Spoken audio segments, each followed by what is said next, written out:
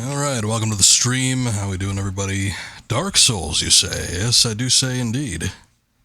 How you doing? Good to see you, Mythical. Alright, so we are going to get into Dark Souls once again. Last time we did actually quite a bit. It was like a 4-hour stream. Surprisingly, did a lot. But we took care of Anor Londo completely by doing the Painted World and the Twilight version. And we did the Catacombs and the Tomb of the Giants, and beat Nito, got his Lord's Soul, and now we worked like halfway or more through the archives, so we're just looking at getting into Seath the Scaleless' chamber. So we'll see what we can do with that. I do kind of want to go back to his initial boss room, see if there's anything I can get in there. Pretty sure I could still pick up the souls that I lost when we had to take that mandatory death. So, might see about that. Maybe grabbing some of that humanity that came with it. And other than that, yeah, I think we're probably going to wrap that up pretty quickly and then move on to something else. The question is, which Lord Soul do we want to go after next? We could either go to New Londo and take on the Four Kings, or we can go down underneath and take a look at trying to get to the Bed of Chaos, which is something I'm not exactly looking forward to, but it's one of those things, I guess, right? Anyway, let me take a look at something here and make sure my mic is on and all that. Sounds like it is. Not able to take a look at the OBS preview very clearly, since we typically have issues with that and tabbing out with this game. It is a little on the older side. But anyway, here we are back at the archives. I've opened up the pathway down to the outside area, and that'll lead us to the Crystal Caves. That would be over there, the direction I'm facing. But once again, I think we want to take a look at maybe getting to that initial boss room where Seath was in. If I can remember how to get back there. Once I see kind of the area, I'll know it for sure, but up until that point, might be a little hard. God, that's the thing here, too. It's just going to be a shitload of enemies. Oh, and that bonfire isn't reinforced, so shit.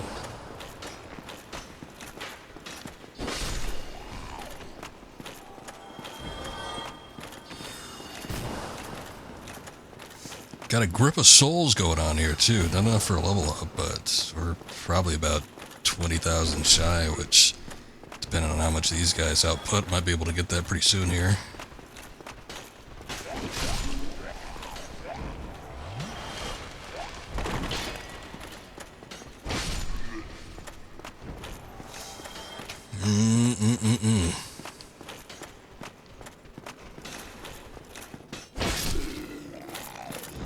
Okay. So this is kind of the start of this spot, yeah? We need to get this elevator thing down here. Bring the lift down. Thankfully I'm invincible when I'm interacting with that. Let's try to hide behind a pole or something. Oh, here it comes. I'm like, oh, does it not actually work?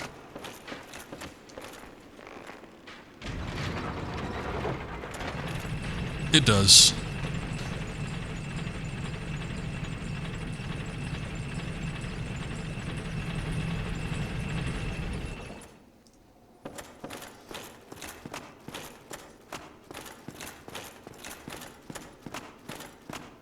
Last time we saw a guy in here, but I don't think he's gonna respawn, yeah? Because he was just like some regular ass dude.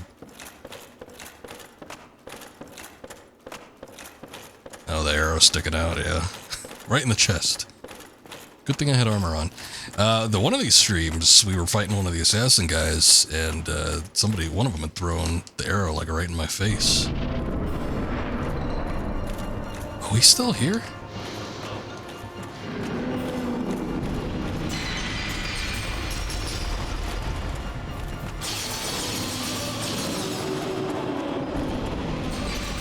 I think I could leave, yeah, okay.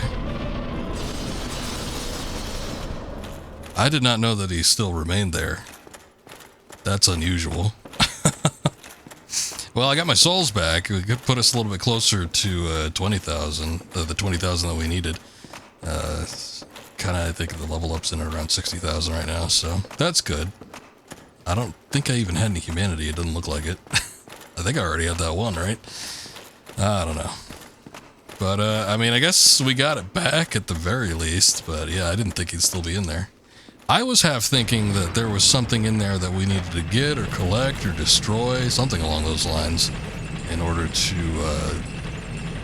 either open up the boss room that's in the crystal caves or make him weak against something. I don't know, but I guess if that's not the case, we should just be able to get down there and then initiate the boss battle without there being any like major issues.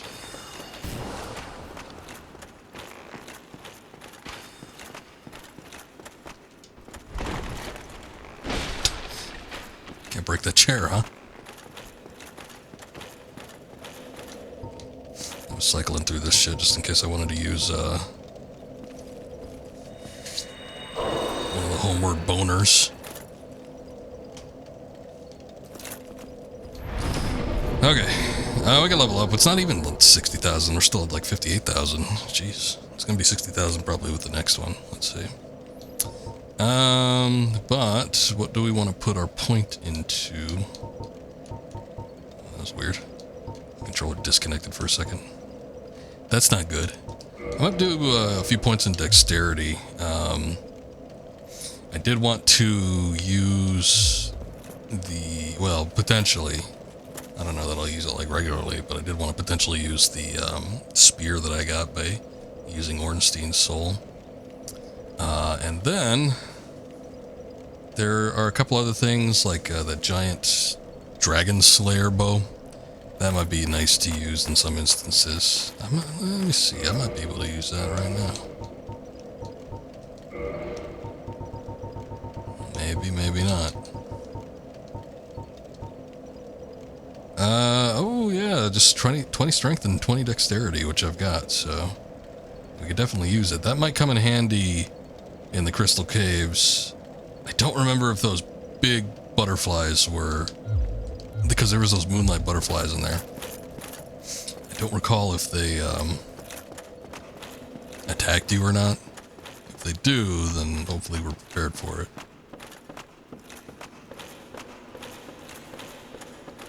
Anyway, let's start moving down that way. There's nothing else we could do here, I don't think. Seemed like I was pretty thorough. Got all the collectibles, all the things. So, yeah, there might have been like one corpse or something I missed in the jail section.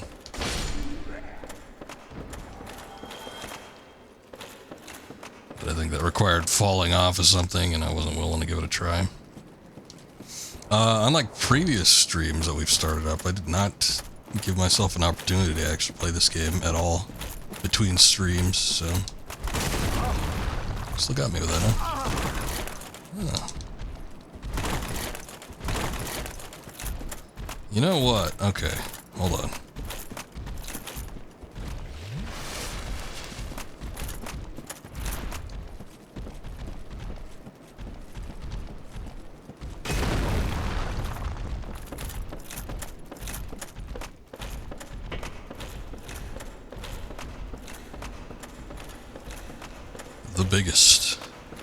The biggest of guys, yeah. The one thing I wanted to do was actually reinforce that bonfire so that we could get 10 Estus flasks, so I'm gonna go back and do that. I don't remember if there even was a bonfire in the Crystal Caves. You would think that there probably would be, but I don't know. I seem to remember, like, running through a bunch of stuff on multiple occasions. That might have just been because I died in the Crystal Caves and didn't get to the bonfire that's in there. Who knows, but if that wasn't the case, I would like to reinforce this one. Still need to get myself a humanity here, though.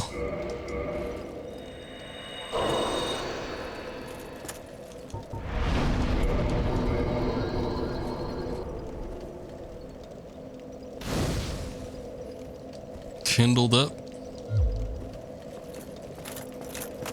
Alright.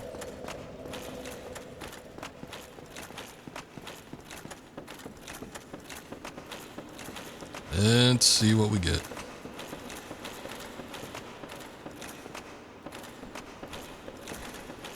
I could run through those giants, that might be better. I don't necessarily need to fight them.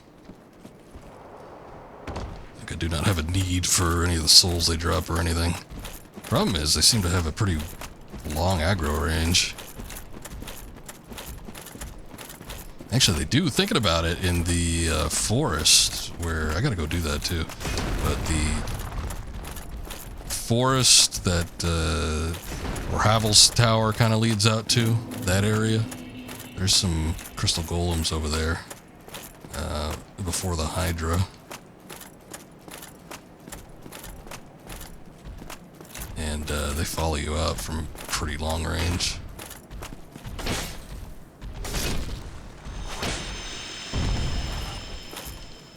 Just 2 hits, huh?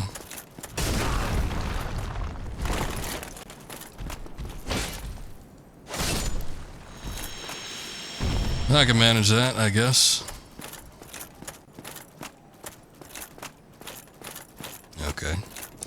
Again, this is one of those instances where I think there was a decent amount of like dropping onto other platforms and stuff. It's always my least favorite aspect of these games. Hated doing it. But needed to be done regardless. Oh yeah, there was invisible paths too.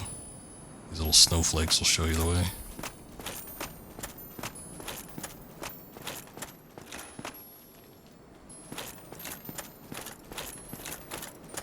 See, this is that point where it was like good to get those colored stones or whatever.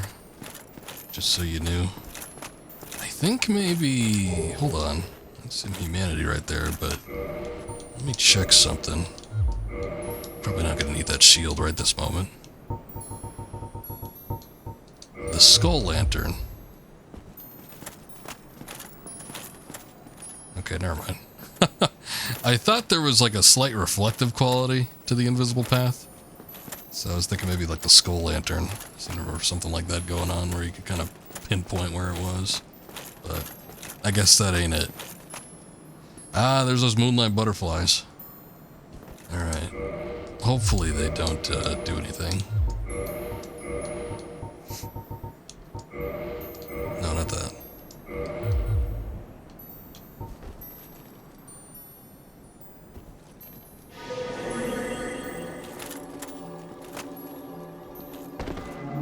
Put this on because I don't know what I'm dropping onto.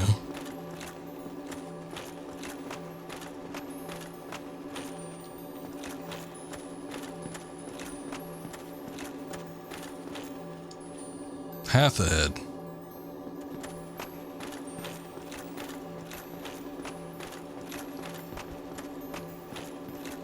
I see it.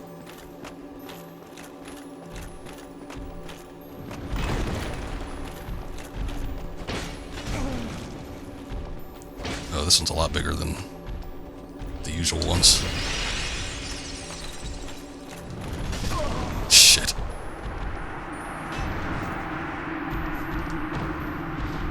I pressed the roll button like a split second too late.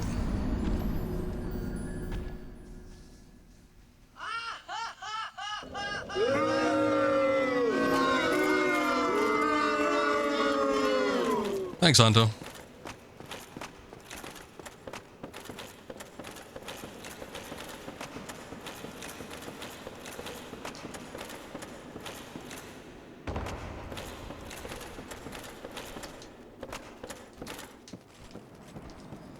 Hopefully he's the only one that's over there. I don't remember there being too many. I don't even know why that one's as souped up as he is. All these other guys aren't nearly that strong. Anytime, anytime. I might be able to skirt by him if I knew exactly where the hidden path was, but at the same time, I don't know. He might drop something important. Or the hidden path could be beyond where he is, so...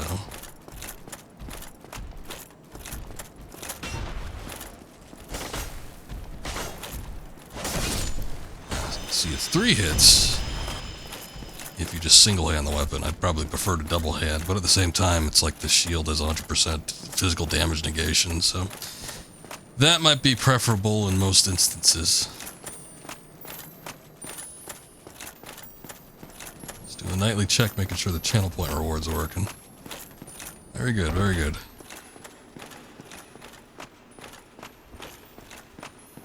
Gotta make sure everything's ship shape, right?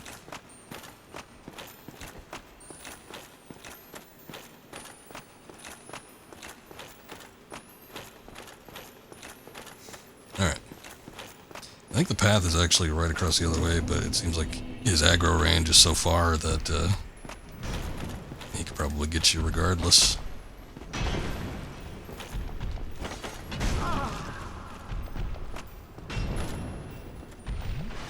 Yeah, he takes out like half my health bar. That's insane.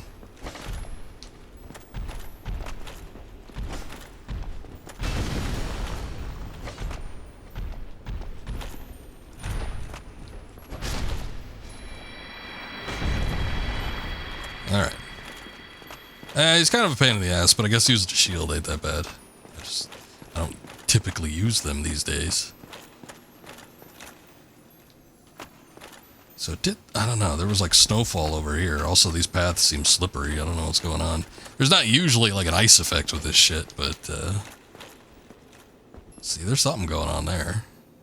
I don't know where that goes, though. And the depth of field in Dark Souls is always a pain in the ass, because you never know, what exactly you're looking at. I guess it goes down that way? Boy, that's a weird one, though. Does it go, like, all the way down there?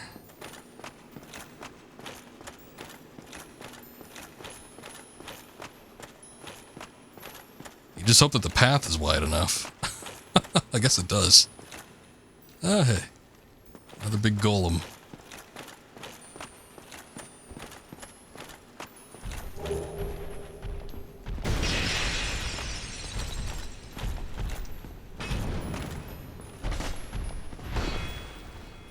Good. I like how they could push you so far.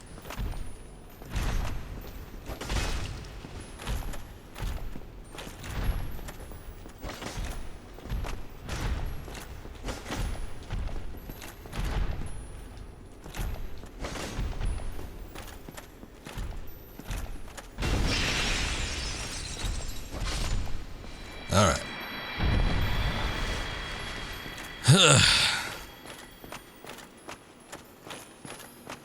Not a fan, not a fan.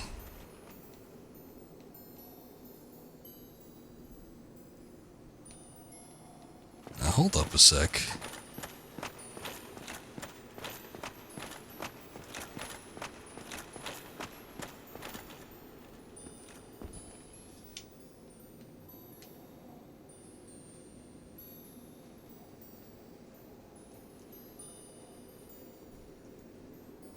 I'm not seeing... There are snowflakes that are dropping, but I'm not seeing them, like, ping against anything.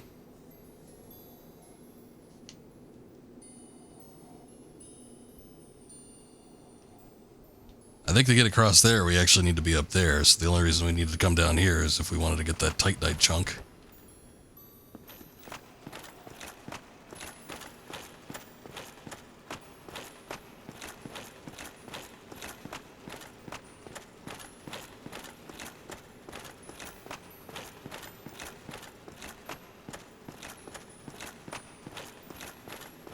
I don't like that. I don't know what's going on there. It's like every time I'm trying to cross that path across that little crystal there, it seems to want to offshoot me. That is something real far down. Alright.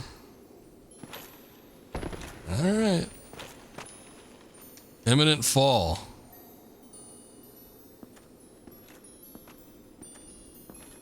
Is it though, or are you just like joshing me?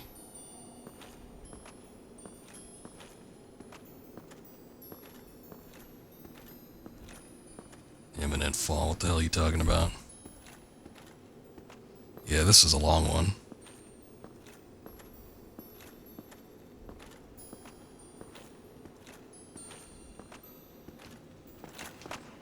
Alright, well, we made it across.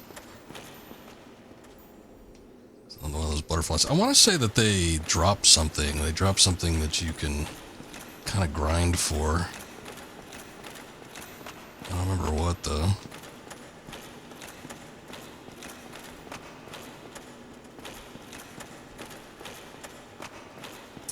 We're, getting somewhere, I think. Oh, hey, these guys. Normally only found them at Ash Lake. They dropped that Twinkling Titanite. Twinkling Titanite. That is, yeah, see? Pretty good. A lot of the specialty gear requires that for a level up, so...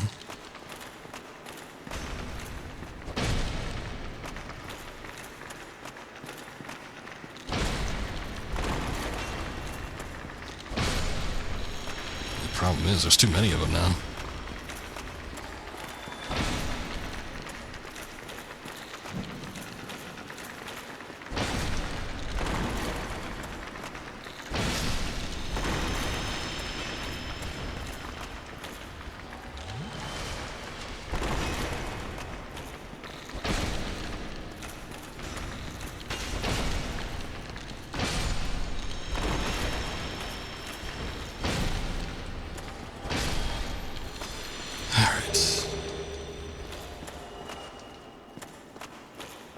Reap the rewards, maybe? And as many of them as there were, and we only got 2 drops. Kind of sucks.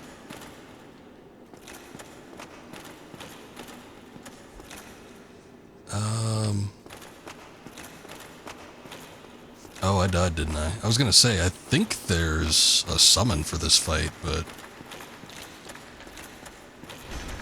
Doesn't look like there's a bonfire around here, which sucks. And then, I'm hollowed out, so... Summons are not going to be an option.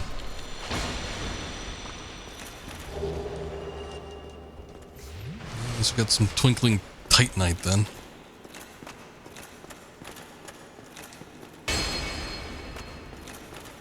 I don't suppose one of these is a fake wall that's got a bonfire behind it.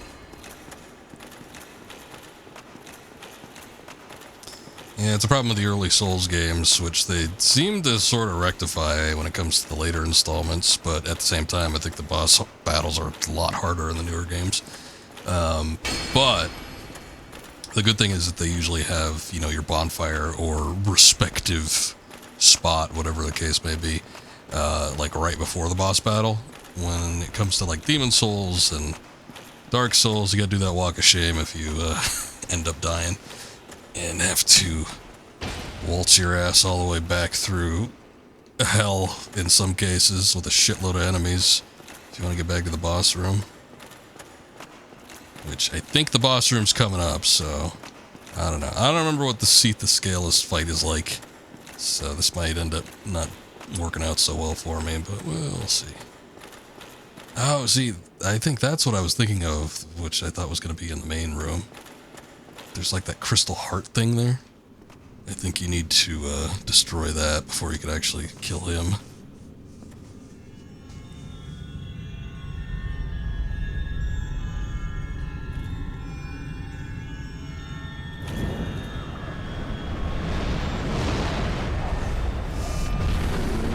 Here he comes. He wasn't here to begin with. It's just needed to aggravate him.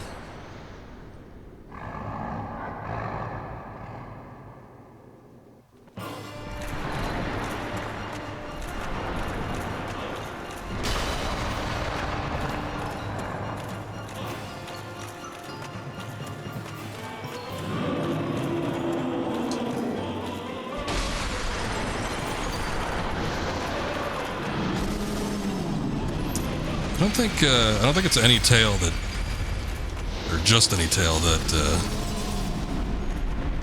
can be cut off. I think it needs to be the middle one.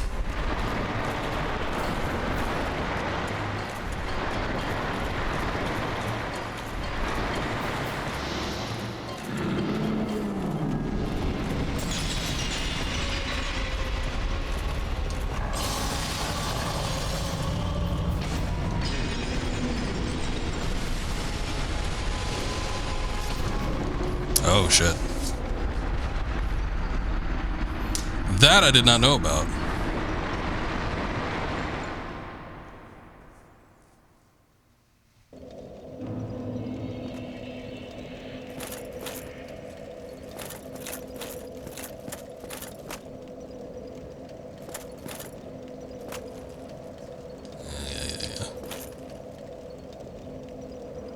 I don't know what the new Londo thing is. I don't remember any NPCs down there. No, it's not poison. It's another status effect called Curse. Which is worse because it affects you after the fact. I should have a lot of purging stones, though. You get them from those, I didn't even know I had a Firekeeper soul. When did I get that? Anyway, you get them from, as a random drop from those clam-looking things. So when I was grinding for those Twinkling Titanites earlier, I ended up getting quite a few. I think I'm gonna reverse the hollow status, because I think I want to summon, if there is a summon in there, hopefully there is, but I want to try and summon somebody so that they could work as kind of a distraction, because I do want that drop. I want to say it's the Moonlight Greatsword, I'm pretty sure it is, but he's a dragon. You know, any dragons in this game, you should have the ability to cut their tail off and get a weapon or something from it. Missed out on Priscilla already. I think she had a scythe or something. Unless we got that from her soul. Did we get a soul for her? Yeah, we did. Okay. I don't know what she had, but she's got something when you cut off her tail. So I already feel bad enough missing that one. But I definitely want the Moonlight Greatsword, so I want to see if I can get it. That's kind of why I was wedging myself up between there. But yeah, I wasn't aware that the crystals actually applied that status effect, or at least I forgot about it. I don't know if there is anything we can get to sort of prevent that, because that bar was like super, super low.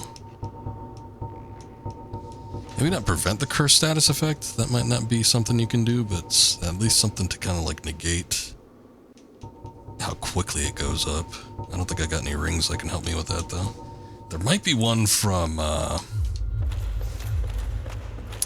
guy in the church. I remember he had a couple rings that sort of blocked certain status effects, one of which was poison. I always thought about going back and getting that one, but I think he had another ring or two, which might have blocked out another stat, which if it was curse, that would maybe help out, I don't know. But even though we got the warp, it's still a long trip back. I think I'd rather just try to be more careful this time around and see if perhaps we can get a summon in there.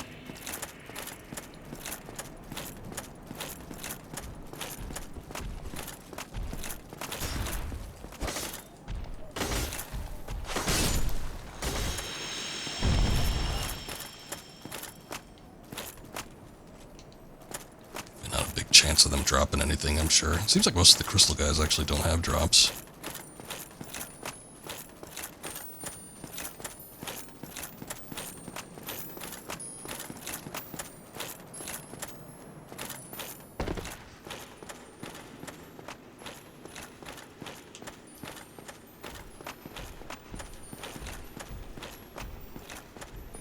Okay. Well, knowing where to go, I still want to be careful when crossing these paths, because, I don't know, I might end up slipping up. Oh, hey! These crystal golems don't come back. That's good. Well, that's one worry off my mind.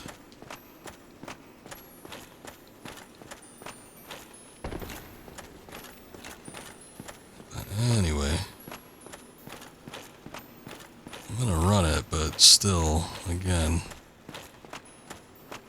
kind of careful. The path should be fairly wide, but you never know when you might accidentally slip off of something.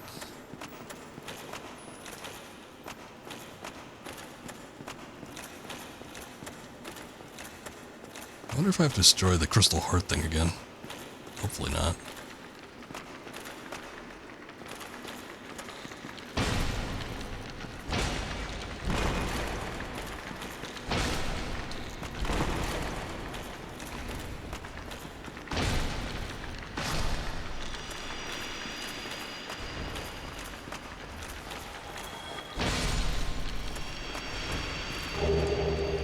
Alright, got a purging stone back.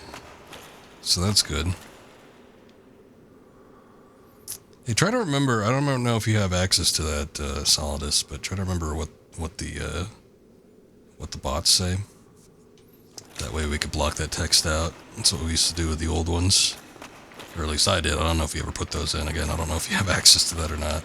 Sometimes the mod tools are a little fewer and far between than you'd like them to be.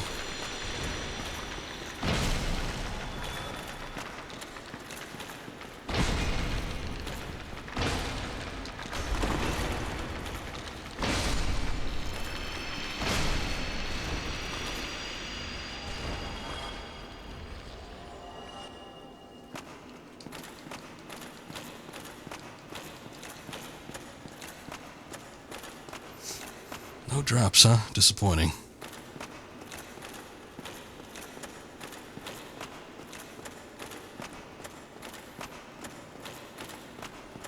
Doesn't look like there's a summon either. Huh. Man, I could have sworn I remember doing this boss battle with somebody here, but yeah, it might be one of those things where like it has to be a particular NPC. Like a certain NPC has to be freed up or something. Sometimes they're in weird spots, so let's kill this guy and take a look in all the corners and stuff.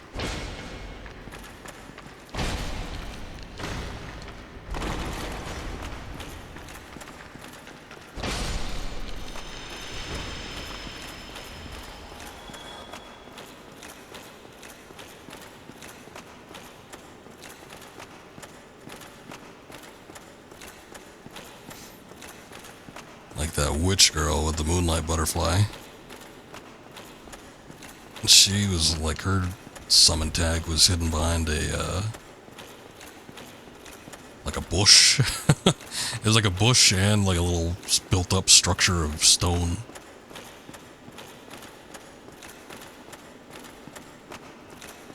I guess I'm not seeing anything, yeah. I don't know. I mean, it might have been a rare chance where I might have been playing with somebody or something, but I don't think that was it.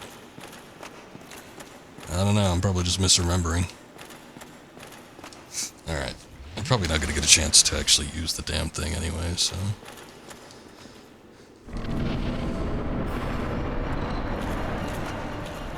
Thank you, Akiri. I appreciate the lurk. Oh no, it's still active. Yeah, we gotta destroy it again.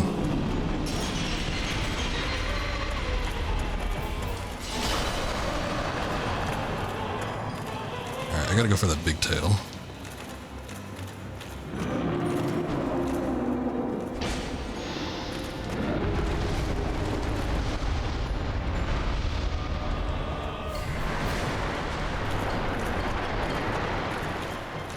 I destroyed my little statue.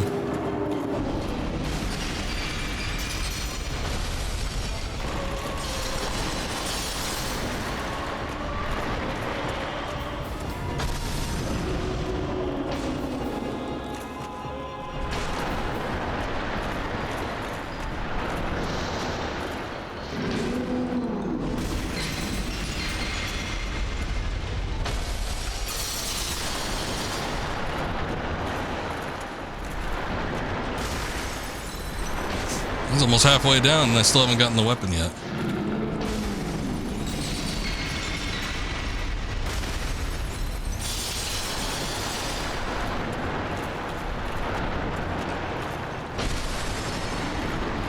Yeah, I gotta hit it like further up.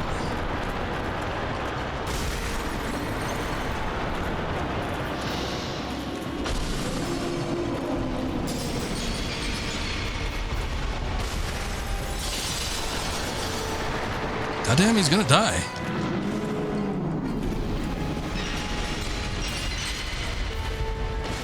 Or I am. I'm pretty sure it's the middle one. And I think that's gotta be the middle. Oh no, it isn't the middle. Shit. That's why. Oh yeah, the middle one's a lot bigger.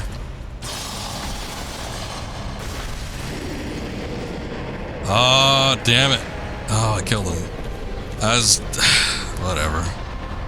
Whatever, that's fine. That was on me. Yeah, we got the Lord Soul Shard. Damn it, though. I thought I was hitting that middle one, and I was like, damn, it's taking a while. Usually they drop a little sooner than this. And then, then I took a look around, and no, that was just the side. So it's that. I'm pretty sure it's that middle tail, though. That's why we weren't getting it on that side one. So you have to work on that middle one, and then it ends up dropping. They usually drop like after like 3, 4, 5 hits. So get all these pieces of myself. Oh, there's a bonfire here too.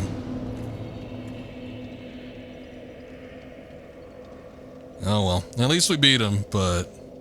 And Seath can kind of be a pain. I think it's mostly because of that,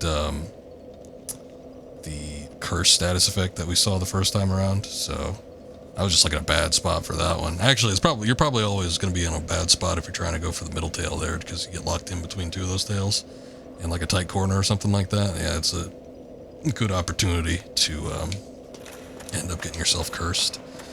But I guess working on the side one like that, pretty easy to clean up.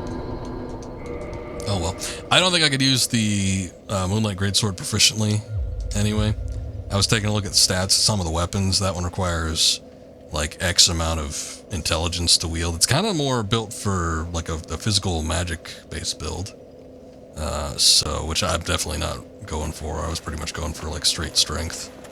So I wouldn't have been able to use it proficiently, I don't think, on this playthrough. So I don't know. If I continue on with the save and do an additional playthrough after this, I'll just have to get it then. And maybe by that point, I'll have enough stats to use it to where it's worth it. But it's nice to get these things, you know, first time around. That way you don't have to sweat it when you're trying to go through a second time. It's whatever. Anyway, at this point, we've got 2 souls. And we got 2 more to go. So we could either go after the Bed of Chaos or the 4 Kings. Which again, both of which do not sound like amazing prospects. I don't really want to go to either one of those. I think New Londo is a little shorter though, so maybe I'll do that one. And then maybe we'll see what we could work through on that little bottom portion, because the last Easelith, or whatever it is, that I seem to remember being super, super long, so I don't want to go here. I wanted to go to the Firelink Shrine.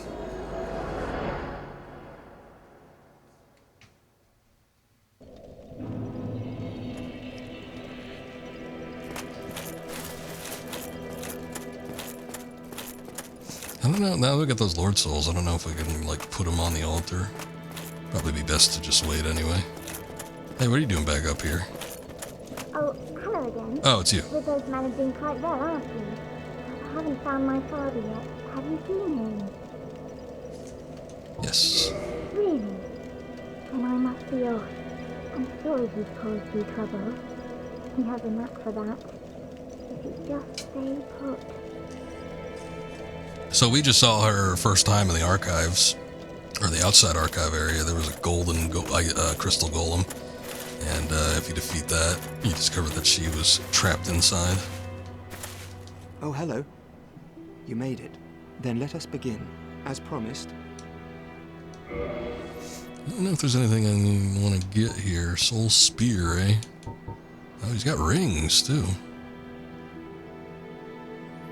Boost sorcery with a bellowing dragon crystal ring and boost length of sorcery effects. That would be nice. I'll grab one of those since I got a shitload of souls right now anyway. I don't like carrying that many around when we're just getting into a new area. I seem to remember I used magic a bit on one of my playthroughs of this game, and I seem to remember the homing soul mass being pretty good. I don't remember using the magic weapons all that much, but they might be alright. Seems like a lot of people, like nowadays, playing Elden Ring and stuff. That should help you on your journey. They tend to use the magic weapons. We, the second time I streamed Elden Ring, which was fairly recently, I actually had gotten one of the ones that most people seem to fawn over, which was the one that you get for beating that giant dragon on top of the plateau right before you finish up with Ronnie's questline. And I don't know, it didn't seem to be all that great to me with the build that I had, but I don't know, maybe you get stat buffers or something like that with higher stats than where I was at. But yeah, I was using that Moonlight Blade and some other crap, and the alternate attacks on those seem to do a lot more damage. Plus, it's just the standard attack. I think that particular weapon is buffed by Dex and Intelligence, so those were where my stats were at. Oh, right. Okay, so we're at New Londo now. This place is cursed. The whole area was flooded due to some reason. They flooded it. I think we saw something that touched on it. But anyway. there's a bunch of ghosts in here, and you can't kill them with regular weapons. You need to either curse yourself with one of these items. Yeah, the transient curse, there it is. The only way to fight back against ghosts or cursed beings is to become cursed oneself. The safest method, however, dreadful, is to cut off an arm of the dead. Which I guess is what this is. But you use that, but the thing is those are temporary, they don't last too long, so the effect is limited. So what I remember doing back in the day, and I had to train my stats up in order to actually use this, but was to use that Soulless Sif, and then get this great sword of Artorias, the cursed version. And as you can see there in the description, the sword could damage ghosts as it was cursed when Artorias joined a covenant with the creatures of the abyss. So this will do, like, I think, fairly less damage than what we're used to with the Black Knight's sword, but we can at least kill the ghosts. And I went through here earlier. I actually ended up getting a Firekeeper soul in one of these spots just by taking a quick peek in here just to test this out, and it works. Should be able to get the other enemies too fairly easily. I think where my stats are at, we probably won't have too many problems. Yeah, that's the other problem with the ghosts. They can phase through walls and stuff, so you always keep your head on a swivel. Never know when one's gonna pop out at you. Yeah, I always hated this place. Look at that, it even has blue flames. That's some real world lore right there. Old-fashioned superstitions. Whenever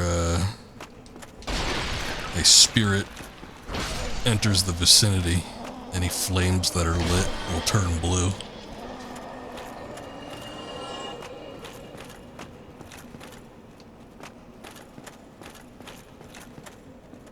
Jumping down through here, and then you kind of see where those archways go. There's a little gap over there that I think you have to jump across, but there's a Firekeeper soul down that little spot.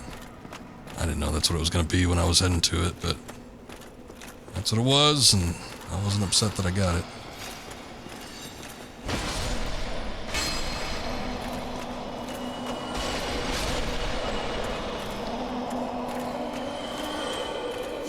Oh boy, it's Ghost Central in here.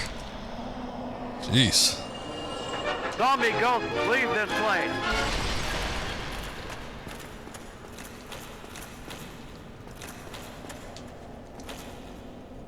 Contraption does not move. I guess it's more or less a shortcut. Whoa, whoa, whoa, whoa. Yeah, I thought I saw something in the corner of my eye trying to reach for me.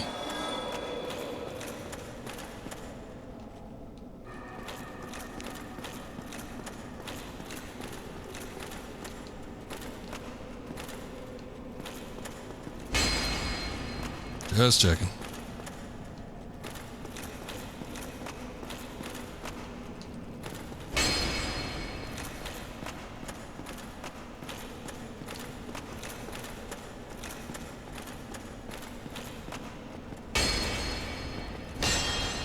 Never know when an illusory wall is going to pop up.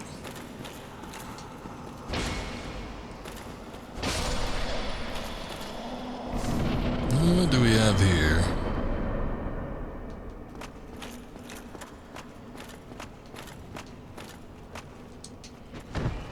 That might be a shortcut. I don't know how to get there from down there, but alright.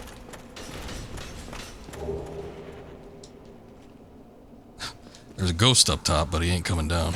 Oh, here he comes.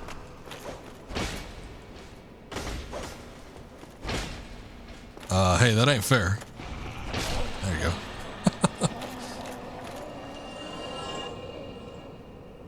Okay, I guess I kind of see it. Maybe. Wait, no. Where's this ladder go, then?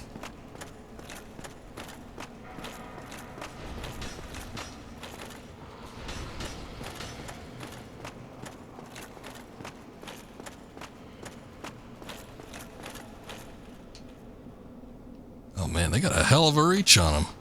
Jeez. All the way down there, and they're able to send their little spikes up to me.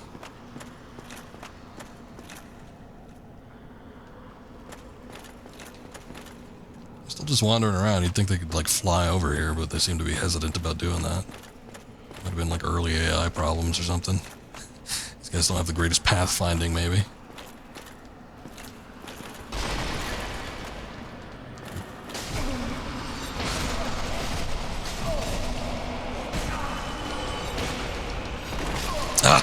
Shit. Yeah, I got wombo comboed in there. I pressed the attack button like one too many times. Ended up registering that last second there. When I actually was looking at rolling.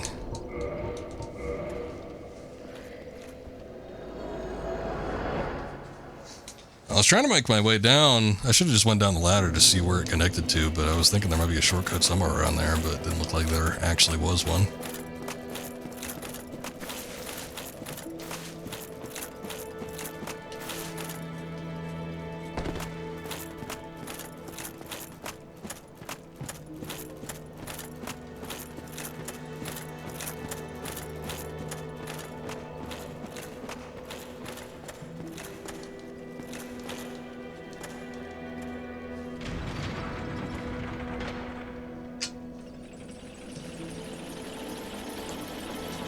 They don't even really do all that much damage. I don't know if... You would think that the shield wouldn't be able to block them, but I might. I give it a try. The fact that they could phase through, like, pretty much anything would tell me that they could punch through anything when they're attacking, but... I don't know, that might not be the case. I might regret my decision to do that, but I'm going to send the lifts back up just in case I end up dying again and have to go back to that bonfire.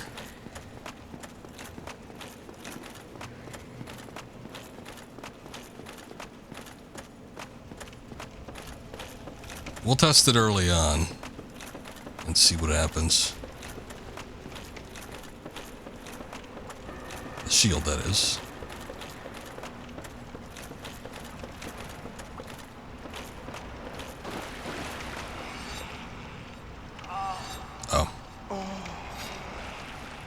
Okay, well, I guess that was a grabbing attack. That wasn't exactly what I had in mind. I can still beat him one-handed, though. That's good. Oh, hey, they dropped transient curses. That's nice.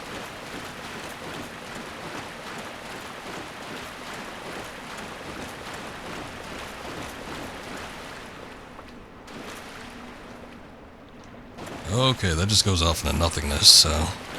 Wherever that ladder goes, it's not connected to this. Which is unfortunate.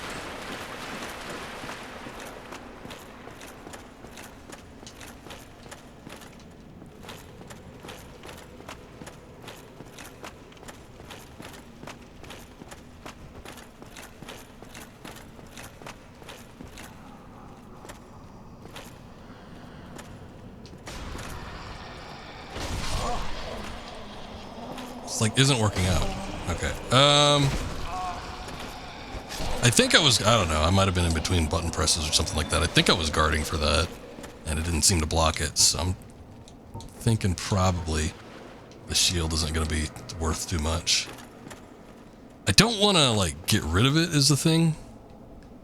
Oh, yeah, I wonder if I could jump down there. Yeah, I can. I don't want to get rid of it because there are these enemies that come up later. I forget what they're called, but they're kind of like knights, sort of like the black and silver knights, but they've got like skull masks. I think they have a pretty cool helmet drop from what I remember. But anyway, that aside,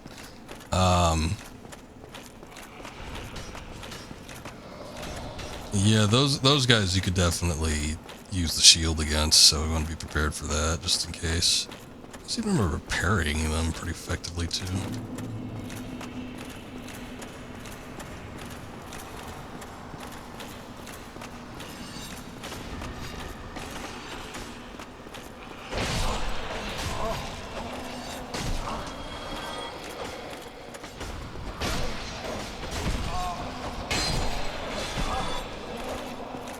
Again.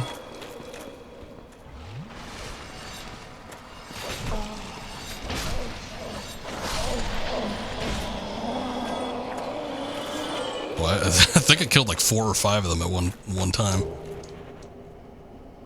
Pretty astounding. Oh boy. Alright.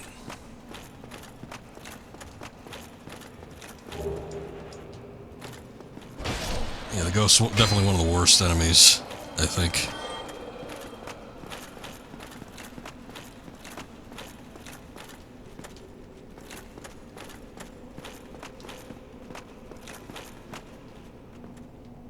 There's another lift.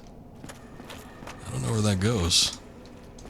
Contraption does not move.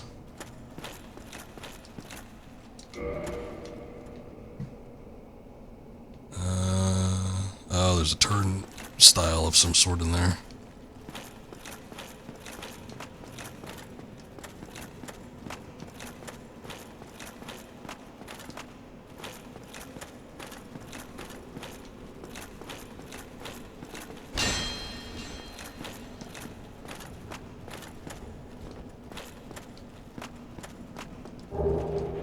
Composite bow. Interesting. It's not a whole lot of bow variety.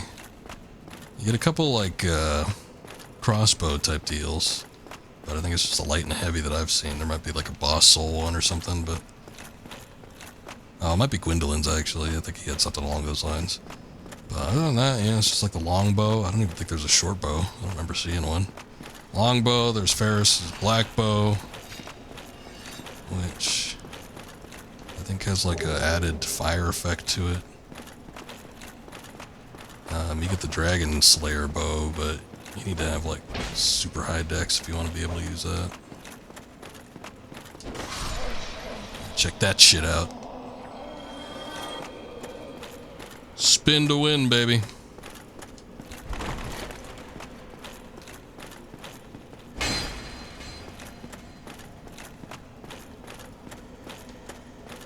Oh, that's what it was. I was like, I remember dropping down from these.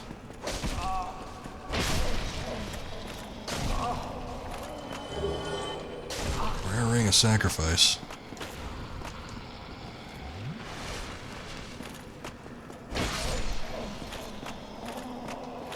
About to sacrifice myself here.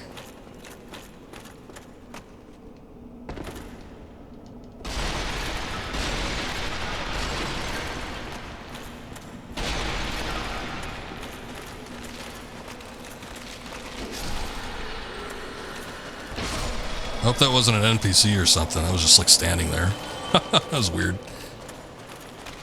Any other ghosts?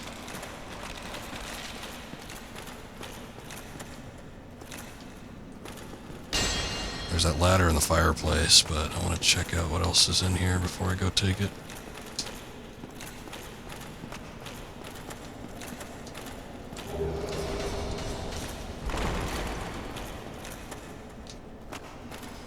Somebody's coming after me. I didn't want to jump on the ladder because I thought there might be enemies that like start cropping up, but I might not have a choice. Hold on.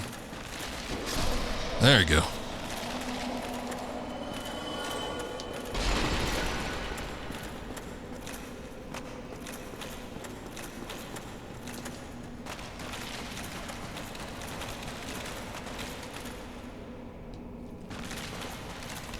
Okay.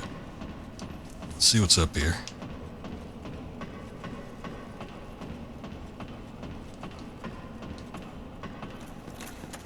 Oh, does this... Oh, wait, no, this gets us to the roof. Oh, wait, this guy. No ghosts? Well, this is a surprise. I get few visitors. Save for ghosts, you have the Lord Vessel. Damn straight. Very impressive.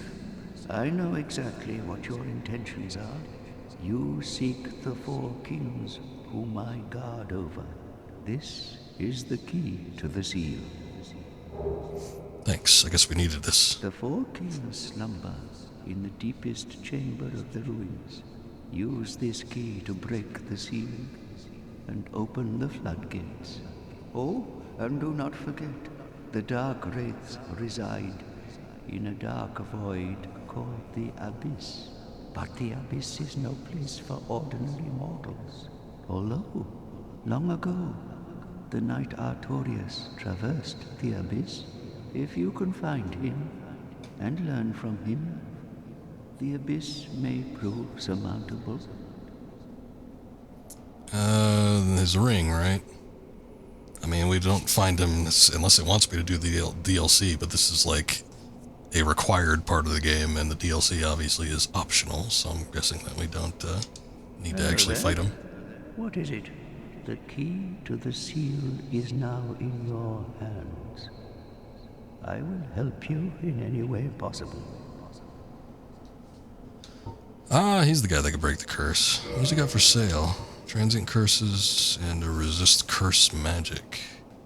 That actually might have been handy during Seath's fight, but whatever. I guess I'll buy it now. Alright, well, we needed the key, so it's a good thing that we came up here. Looks like this is all blocked off, so the only way you could actually get here is via the fireplace. The flue.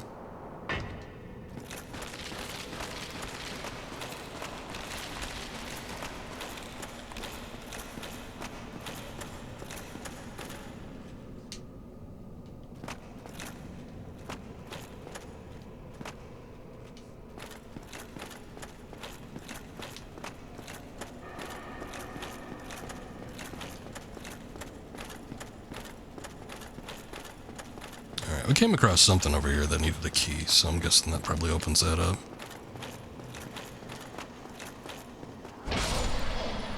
Get out of here.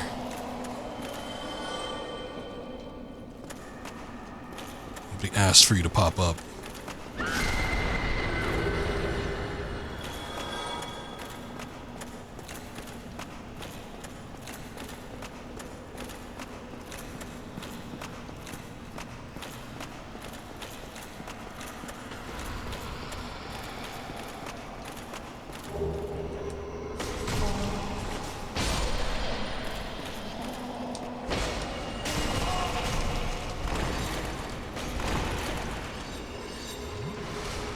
Shit.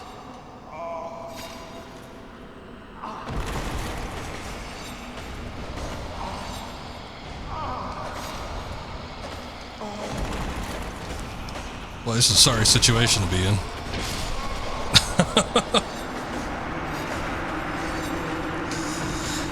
I was like, okay, you get grabbed the first time. Just start spamming that attack button. I'm sure you'll be able to get past them, but nope. I grabbed the second time after that, so.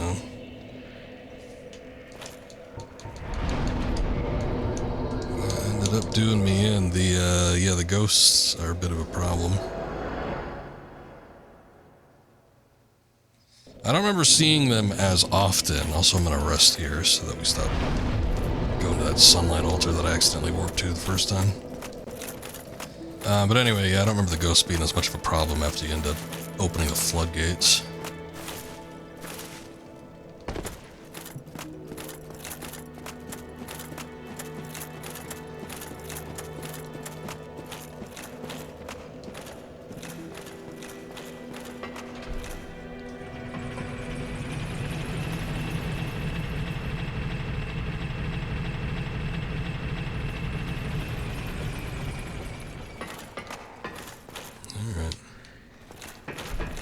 Step on that once again, because I'm probably going to end up dying. There has got to be a bonfire somewhere in New Londo. I don't know where it is, but there's got to be one in there somewhere. So hopefully by the time we open up the floodgates, there's going to be something we find.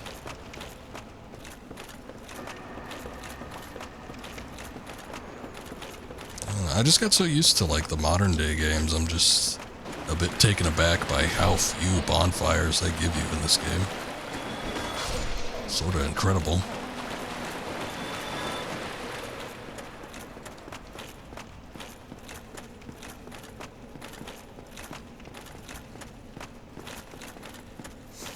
Alright, I'm going to approach from this side again, instead of jumping down there, because it seemed like going from the bottom up It's kind of a recipe for disaster. I think a lot of these guys end up popping up here.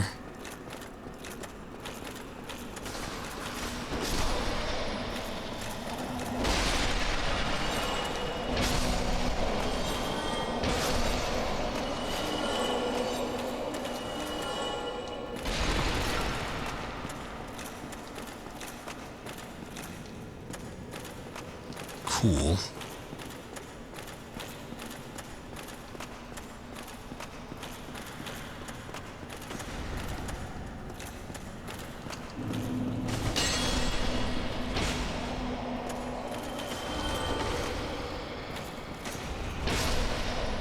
Alright. Got my souls back. That wasn't the important thing, but got them back regardless. I gotta find out where to use this key, because I guess I didn't see anything.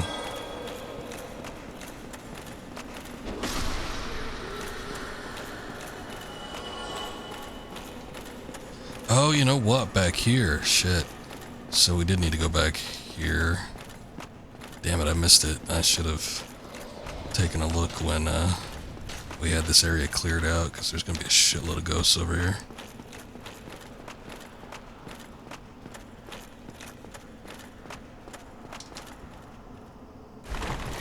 See if I can skip that at least.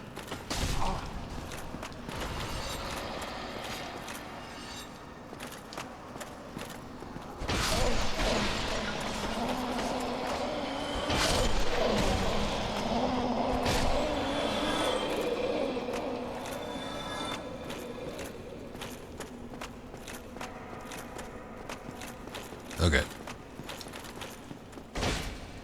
I think we took care of the big group of them.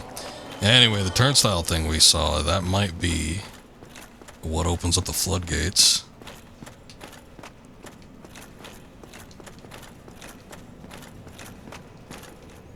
Yep, key to the seal.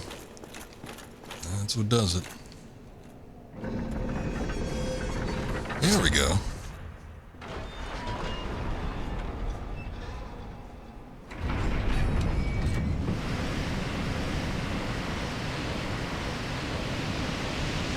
There goes all that water, and Orlando, or New Londo rather, is flooded no more.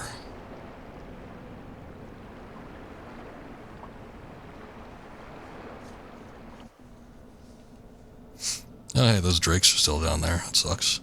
I was kind of hoping that they'd no longer be there. Although, I will say they're the only, I think they're the only enemies that actually drop dragon scales that aren't like the dragon bosses. So, if you need to grind for those for your dragon type weapons, it's probably the only place you could do it.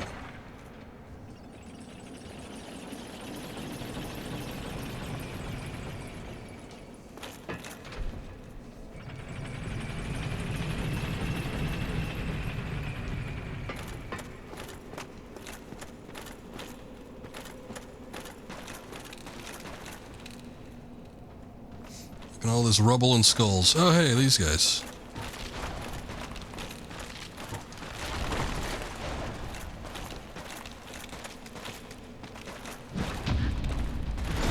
Look like Skeletor. See, I told you. Easy to parry. I don't know if there's a set that you get from like a box, some treasure chest somewhere, but I seem to remember having like their, oh man, might have been like a full armor actually, but at the very least I seem to remember their hood with the skull being an option. Look at all these greasy corpses. It's kind of a cool look. I mean, it's so reflective and everything. This game is dark, and you know, it's got like the FOV that makes everything blurry, but honestly, it looks as good, I think, as any modern day From Software game. Maybe even because of like a lot of the baked lighting and stuff, it might even look a little bit better in some spots. But everything has like automated lighting models and stuff now, and it's like all this stuff. It's like all like glistening exterior to everything. It just looks wet. which it was. I don't know. Looks pretty sharp, though. Now, I did boost the resolution up a bit, so I guess there's that slight aspect of it. So it might look a little sharper because of that, but still. Sup, champ? Oh yeah, they do that, don't they? Well, I parried him, but I didn't get the strike in there. I guess I wasn't close enough. Oh well.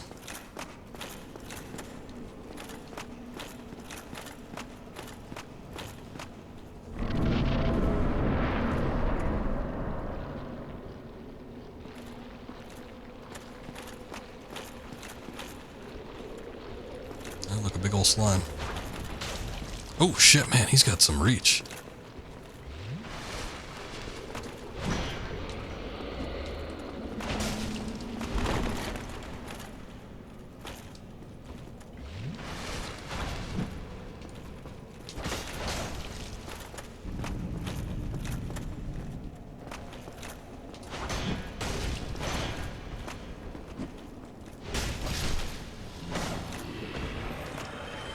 Boy, I was just messing that up all sorts.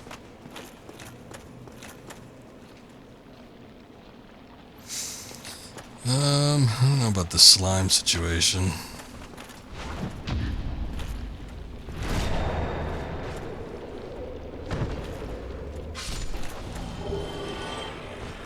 Oh, they drop Titanite chunks. That's good.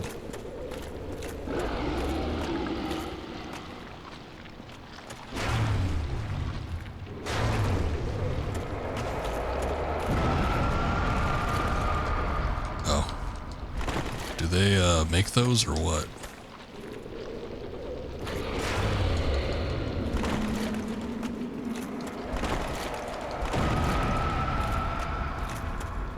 I'm not used to the strong attack here.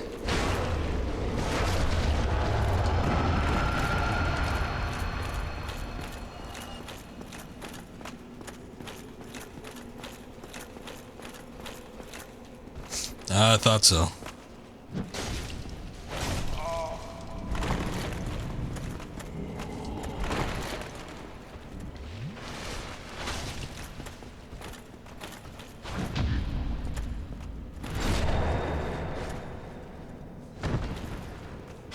Keeping my guard up because I figured one of those guys is in there somewhere.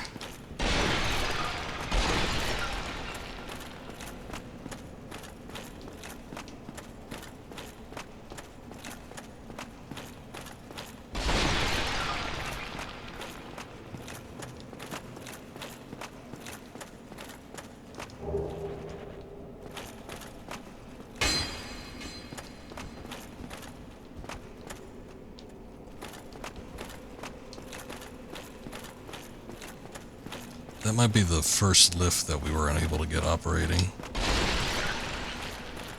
when we got in here. So I think we're at the basin of that area. And I want to say that there's a bonfire around here somewhere. I just got no clue where it is. Let me go check up here real quick. Yeah, this has got to be it. Is there a chest up there? Yeah, okay. So I know where I am. Actually, let me grab something real quick. Give me a sec.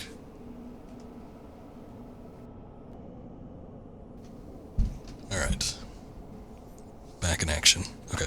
Let's take a look upstairs. There's a staircase around here somewhere.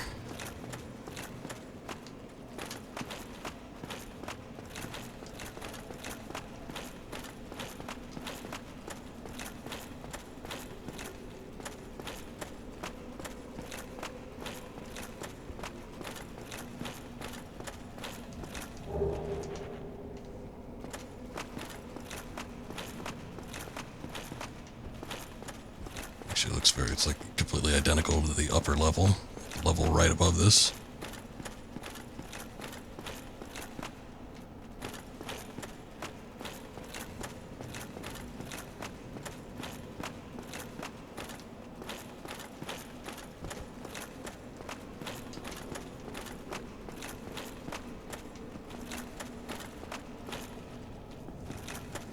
Kind of funny that we haven't seen any ghosts. Unless the Skeletors count, but I don't think they do because they can't phase through shit. So I wonder if deflooding the area like quelled the ghosts.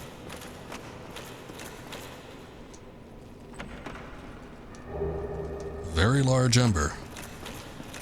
You might need to give that to a very large blacksmith. I don't know if the giant needs it or if one of the others could take it.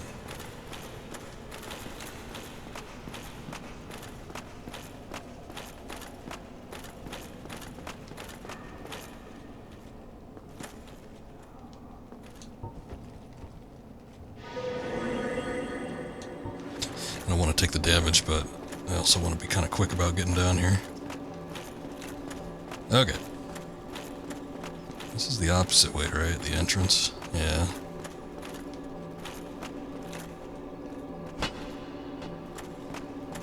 Kind of curious if there's anything I missed, but I think we've covered everything up from the entrance.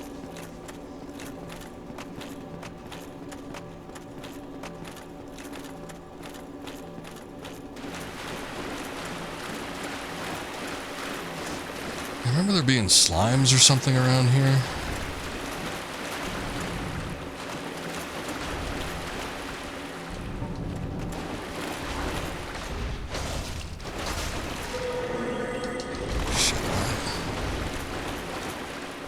I know why I did it. I'm like, why am I doing that? It's because I had the catalyst out.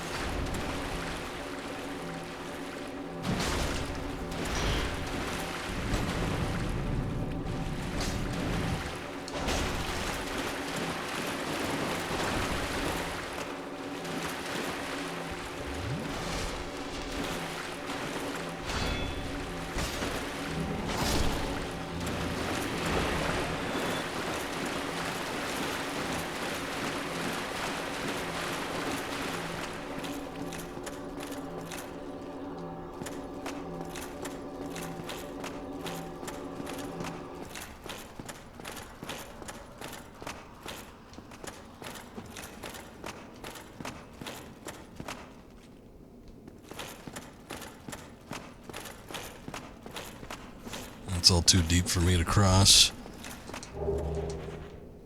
I'm surprised that as far as this series has gone, even up into Elden Ring, that they never developed a swimming mechanic for it. They had a swimming mechanic for Sekiro, but, you know, a lot of people don't consider that to be part of the Souls series.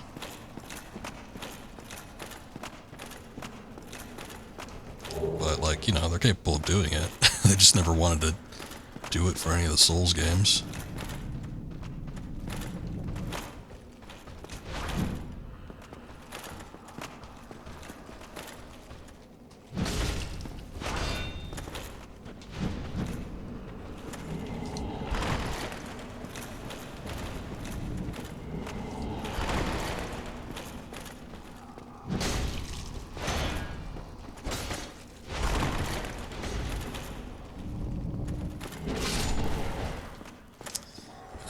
Attack. I'm used to the Black Knight sword. I could probably actually switch to the Black Knight sword actually, but I'm hesitant just in case there do end up being any additional ghosts that pop out. But the Black Knight sword is a lot quicker with a heavy attack. This one seems to have a bit of a lead up to it, and I'm not used to that timing yet. This is just the upper area. There's not really anything up here.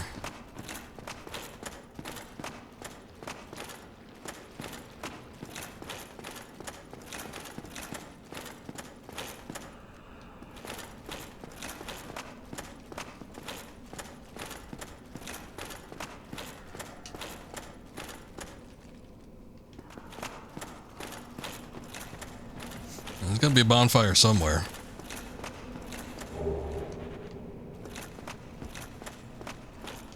There's another one of those giant slimes. Before I go in there, let me just take a look over here.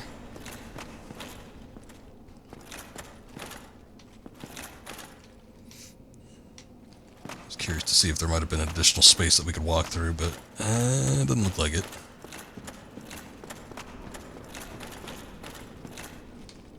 If I drop down into that, I'd be dead. Alright, the only thing I'm hesitant about here... Ah, yeah, there he is. So if one of these bastards end up popping out. 2 of them. Oh, boy.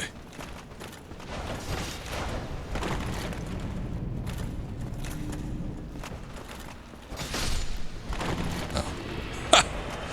Alright, that wasn't too bad.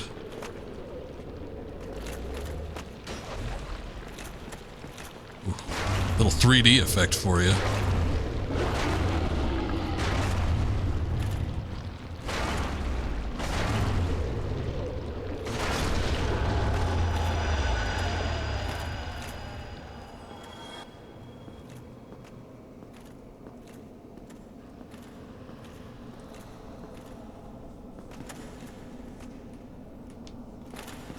I can't even target these guys. So even if I had like a throwing knife or something, I don't think it would do any good.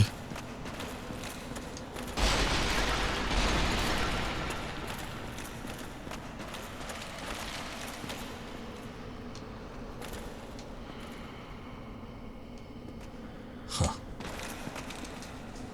Here's something, I think, but...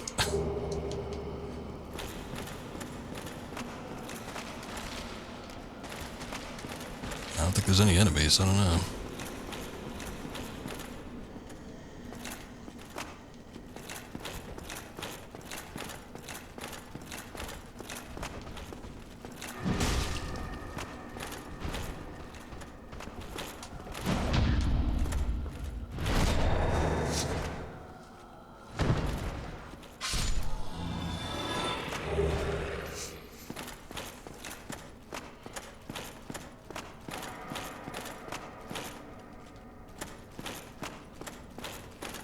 Man, I almost want to say that leads to the boss room with the 4 kings. Which, if that's the case, I don't think I'm ready for them. I thought there was a summon sign somewhere around here, too.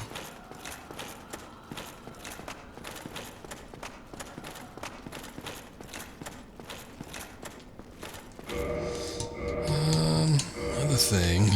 Oh boy. It was a waste of a ring slot. I've been having the magic defense booster up for all this time. Ah, there it is. Covenant of Artorias. We get that from Sif, right? Covenant with the Beast of the Abyss. It's where, like, Artorias himself can traverse the abyss. Yeah, I think if you don't have this on, I think you just end up dying. I don't know. Anyway, I only got 3 Estus flasks, so it kind of sucks, but what can you do? The thing is I think the only, like, slight positive that there might be... Man, I really thought there was going to be a bonfire around here somewhere. Is that, like, those big slime things, I don't think they come back. So that's good. I mean, we'd still need to run through all the rest of the other enemies, those skeleton guys.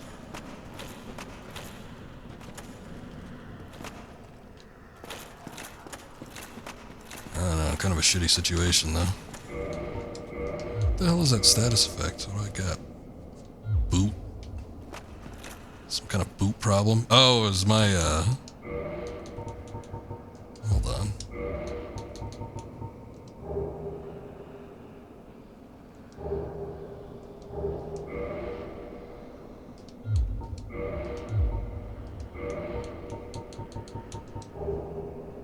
I can't even see where it is.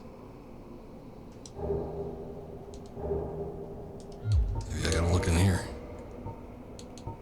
They might have degraded all the way, though. If that's the case, I don't really got anything else I could put on. I don't know, the durability's fine. 582 out of 600. Oh, you know what? Okay. That's the, that's from the Abyss Ring. I didn't know that it had, like, a status symbol like that. That's gotta be it. Traverse the Abyss, I suppose. With your blue boot.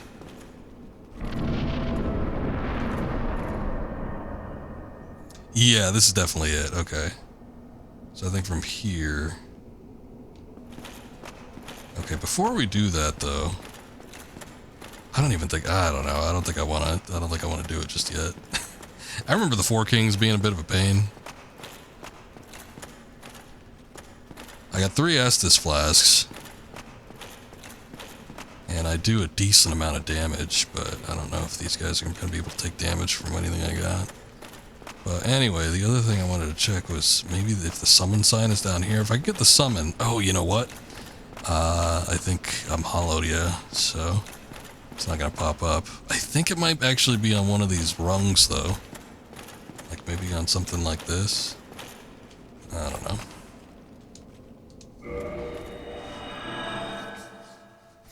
Anyway, I'm gonna chicken out on that for right now. I'm gonna go back. I need a couple hollowings. I think I'm gonna reinforce this bonfire, see if we can get 15, and then I don't know what else I could do too. I maybe upgrade the flask, right? +5. Sounds about right. Reinforced. There we go. Nice. Alright, so that, I don't think you can get any higher than that, so 5 might be as good as we can get. Oh, right.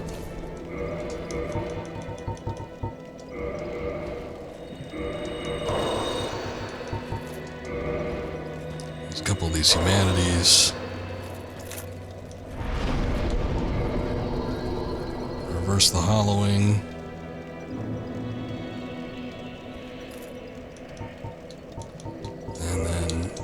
Kindle this bonfire. That way we get 15. Okay, so to level up, I need 60,000. Soul of a Hero. If that gives me... I think those give me 8,000. These Souls of Brave Warriors. The Hero, I don't remember if that gives me 10,000 or what. Yeah, it does. Okay.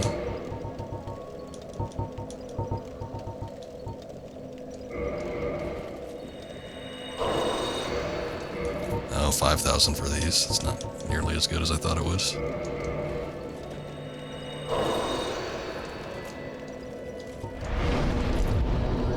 $61,000.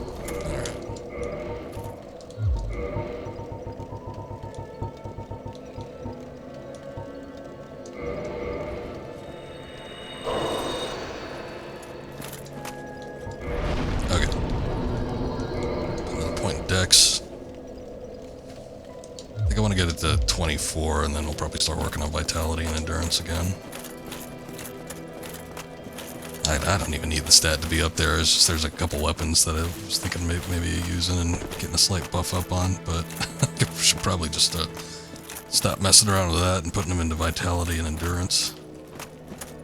But I feel like, I mean, you know, every once in a while we'll come across an enemy that takes out a good chunk of my health bar, but I feel like for the most part we're okay. We're doing all right.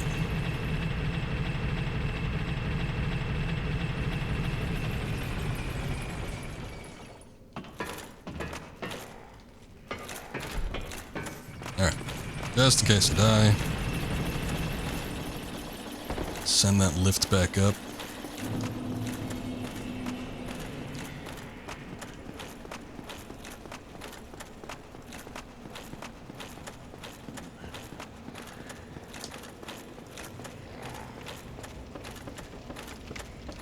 This place looks different when it's not flooded.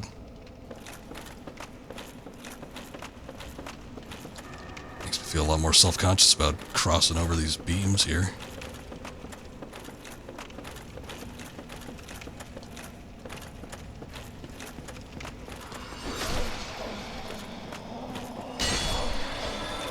No sir, no gripping onto me.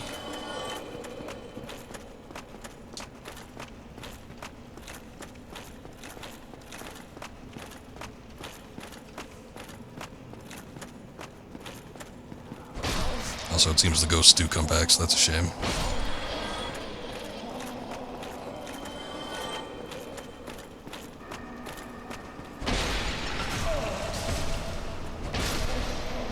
But I guess not completely unexpected.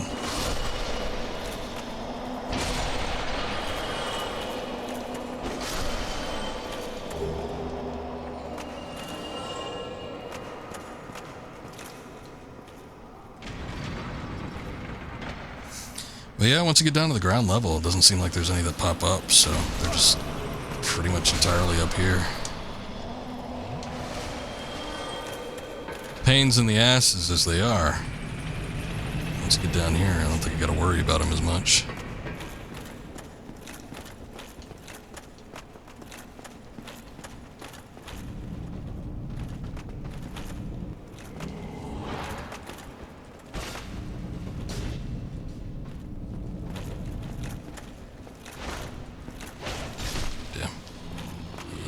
Second hit.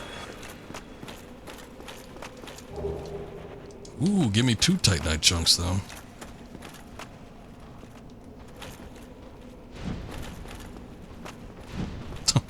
What you doing, buddy?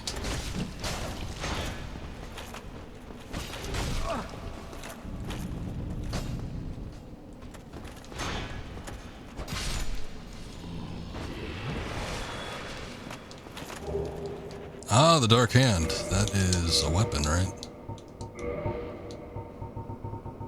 Or is that an item? No, it is a weapon. Dark Wraiths, incited by Koth. Use the power of a dark soul to absorb humanity. The art shared by this weapon, which also acts as a special shield. The ancients particularly could sap humanity of even a replete saint in the blink of an eye. Okay. So I guess that's their little mystical shield thing.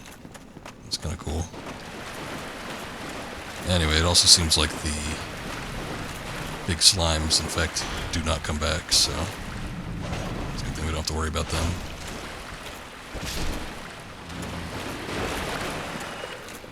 Unfortunately, with these Dark Wraith fellas, though, plenty of them to tangle with.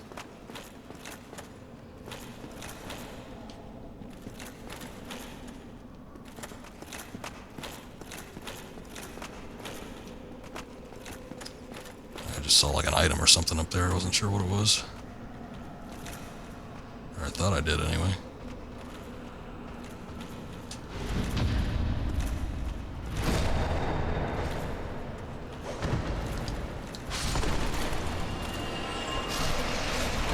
Son of a bitch, the ghost came back.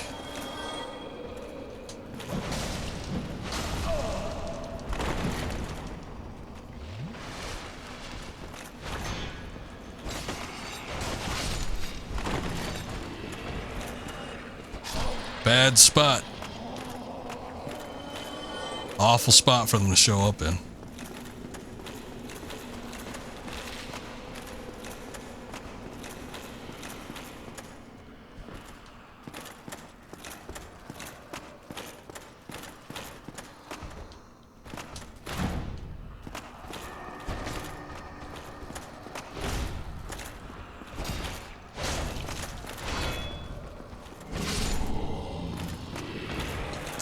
Did not need to fight him. The only reason I wanted to come back here was just in case the summon sign was back in that little corner there, but it doesn't look like it is. Oh, here it is. Witch Beatrice. Alright.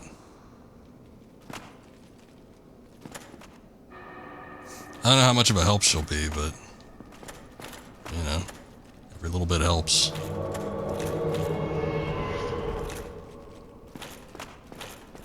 I thought her hat was like on the ground and she was coming up out of it.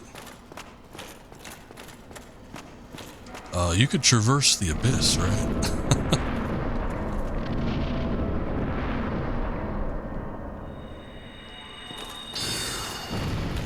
She's prepping for something. I don't know, maybe she's firing at some ghosts. I think all we need to do is just drop down the middle here.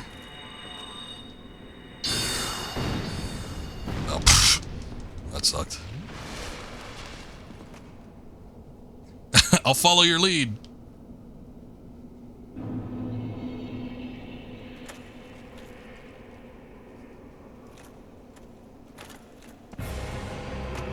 Here we go. I do not remember.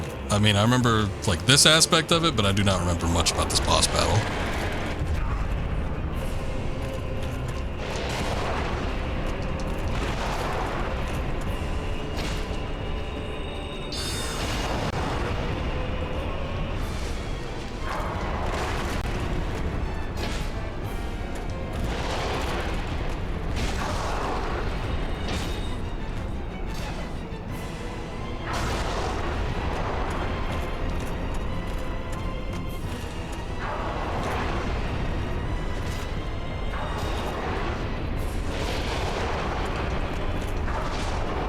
so here's the shitty part. This is when it becomes a multi-entity battle. So it looks like I'm not doing a whole lot of damage just because there's 4 of them. Shit, jeez.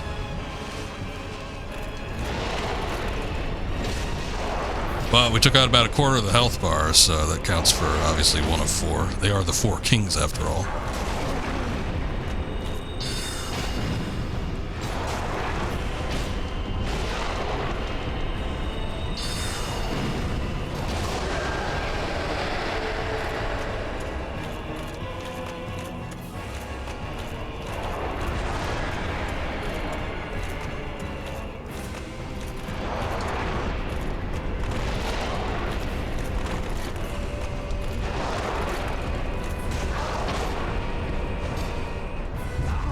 I guess that magic attack just doesn't dissipate, does it? That sucks.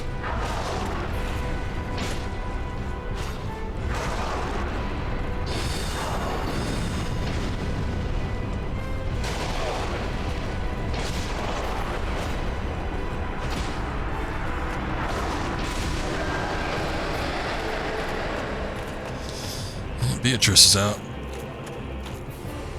I'm just gonna heal that one little bit. Not that. God damn it.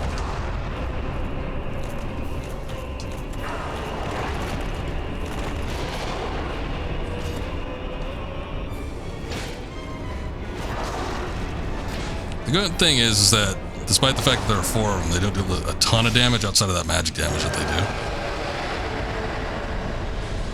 Maybe that's just because of the armor I got on, my stats, I don't know, but you know, it seemed like I was chipping away at them as much as they were chipping away at me. Bit by bit. Bequeathed Lord Soul Shard. Nice. Alright, that's the 4 kings. That is our 3rd Lord Soul, so... 1 more to go. And we are almost done. Well, actually, I guess we're not completely done. I might as... It's the Prepare to Die edition, so I might as well do the DLC. Thank you. Which I don't even really remember. I gotta look that up, because I don't remember specifically how to even trigger that or get to that or what. I think there was something like near or in and around the Hydra that was in the forest. That might have had something to do with it. I don't recall, but I'll figure it out at some point. It's not a huge deal right this minute.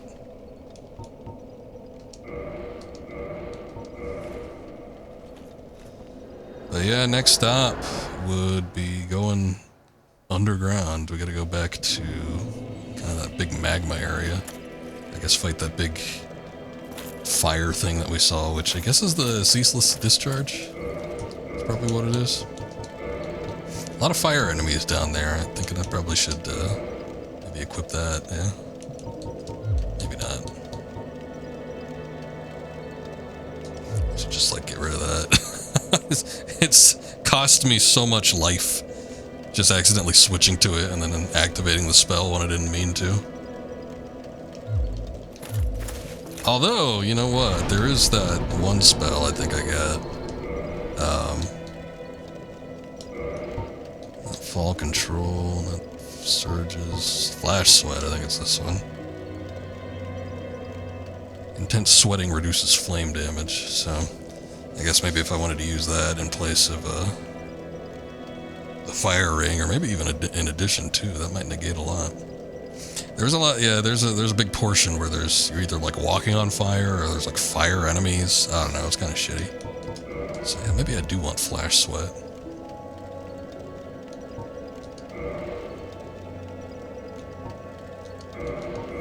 I'll put a point into vitality. Alright, we can take this off now. I got a lot of weapons in here. I'm gonna clean up my inventory a bit. Give me a sec to take a look at this. Parrying dagger, don't need that. Black Knight sword. I'll keep the Great Sword of Artorias just for old time's sake. I don't need these 5,000 scimitars I've got. Enchanted Falchion. Yeah, you got that in a chest, I think, in the archive somewhere. Gravelord's sword. I was curious about that. I kind of wanted to see how it performed, but never really had a chance to. Don't need a rapier. Axes, probably not. Oh yeah, the Divine Great Club. I'll keep a hand on that just in case. Don't need that spear. Probably don't need that. Lucerne. Notched whip, dark hand. As interested as I kind of am in the dark hand, I don't think probably it's going to end up being as effective as any of the shields I got on hand. Keep the Sorcerer's Catalyst. I've also got this Tin Banishment Catalyst. What does that require? That requires, oops, like, how much does it weigh? Oh, 3. Shit. Like, it requires, like, a certain amount of strength, which I find a little bit odd. I guess the regular catalyst requires 6. 10 strength, 10 dexterity. It's just because it's made of tin, it's like, it's 1 pound heavier. I was gonna say, if it requires more intelligence or something, then that might make it a little bit more powerful. But I guess if the only thing I got is Flash Sweat, then what does it matter? Effigy Shield, don't need that.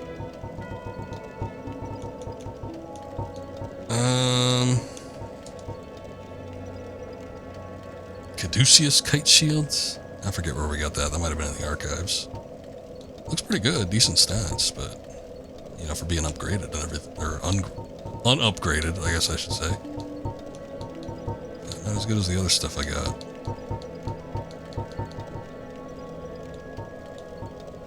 Alright, that's all taken care of. Let's take a look at the armors. Because I know I picked up some stuff that I still haven't put away.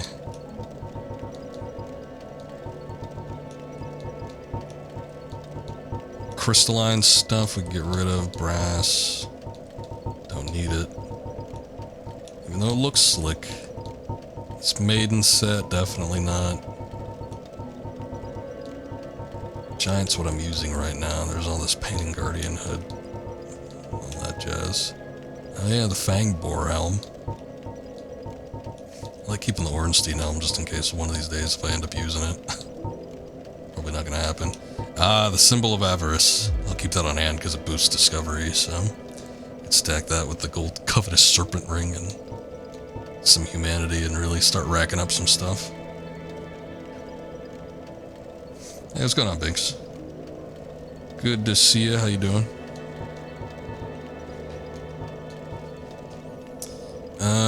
Other than that, I don't think there's anything else we need right now, so maybe I should repair my equipment. Ah, lunch from work, I got you. Escape from the madness. Well, nice to have you here, good to see you as always. Not really doing anything super important here, but kind of figuring out what we're gonna do next.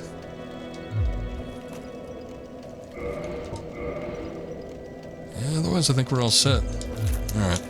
This area is big, so we need to kind of traverse a number of things. I'll go ahead and warp to the Daughter of Chaos. I think we're going to take a look at the Ceaseless Discharge and see what that's all about.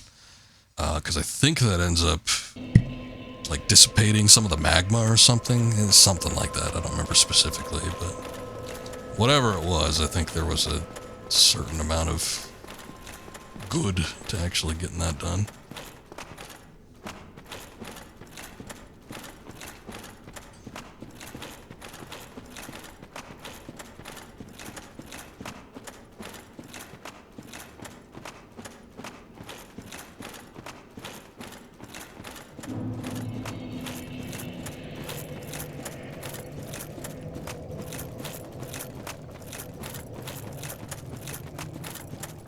No more magma. Yeah, I seem to remember that being the case. Look, I see an item like way over there. But I think if we take it out, it like ends up dissipating that. I don't know if it does it for anywhere else, but I mean, that alone would probably be worth it.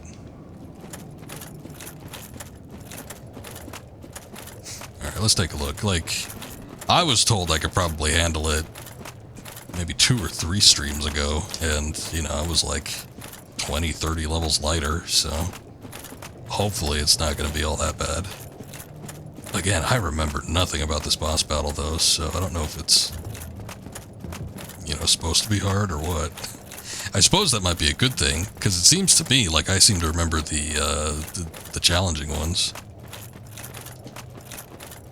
Like, oh yeah, I remember the big fat demon being a pain. I remember Seath the Scaleless being a pain. Probably Knight Artorias. I think the one boss that I never bothered to even beat was I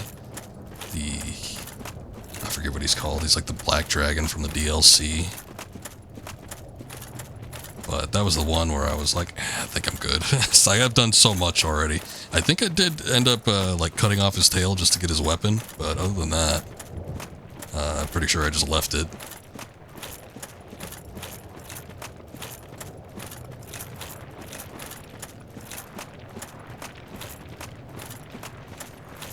Alright, let's see. What's this thing about?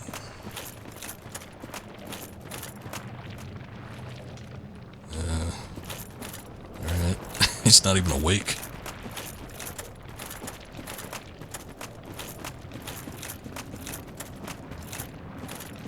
Oh, you know what? I think that sets him off. I wonder if we could get, like, the drop on him or something. Hold on. Let me look at what kind of equipment I got. I might be able to, like, chuck something at him.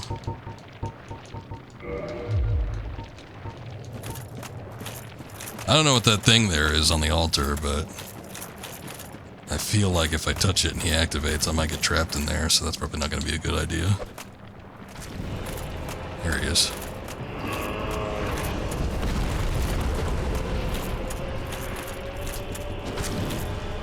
Whoa. Boy, I do a shitload of damage to him. Okay, well. He's got a big area of effect, but otherwise, still like took out 1/3 of his health just in that one turn.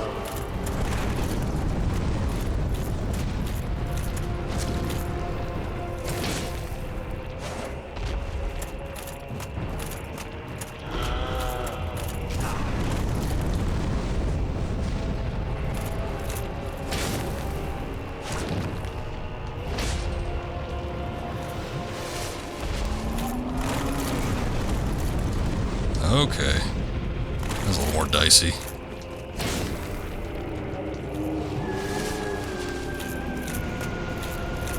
There's no second phase or anything? Victory achieved. They don't usually give you that unless you beat it all the way. Ah, there you go. Alright. So there's a cutscene showing the magma flow stopping. Easy peasy. Yeah, that wasn't bad at all. I probably could have taken him when I was told, he's not that bad. When I first came across, he was so big though. It's like I came across him and I'm like, I think I'll save that for later when I'm actually like looking to work my way down here. And I think it was Akuma or somebody who said, I'm pretty sure you could take him. I didn't know it would be that easy, but gold hemmed set. I guess, I don't know, that must be important then, huh?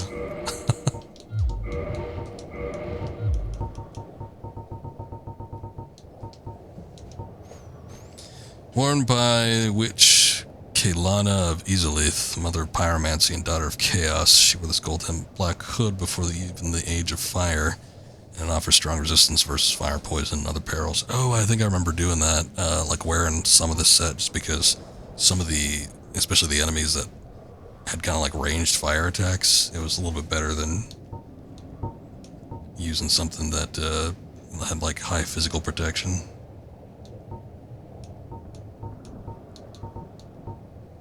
Daughter of pyromancy and one of the daughters of chaos. Like this one says, everything says mother of pyromancy except for this one is founder, but I guess that still counts, whatever. Slightly different verbiage, but whatever.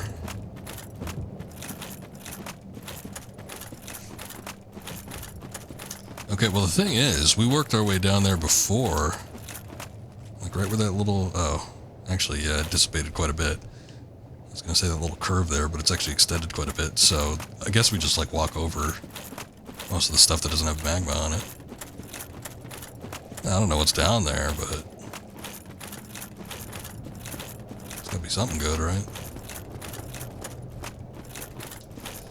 My only thing is, there's like a shitload of, I think, Taurus demons that were just kind of standing out that way, so I was a little bit worried about all that. There's like 6 of them or something like that, but I guess, I don't know, even if they are bosses from the same stats as the boss from the main portion of the game, maybe it won't be that bad, because we've gone up so many levels since then.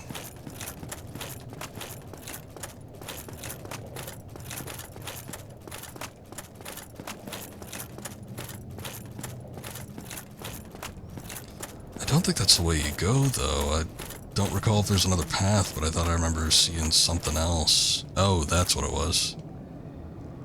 No, okay, that is where we have to go then. So yeah, we needed to beat the Ceaseless Discharge in order to unlock the path. I think that's the main thing.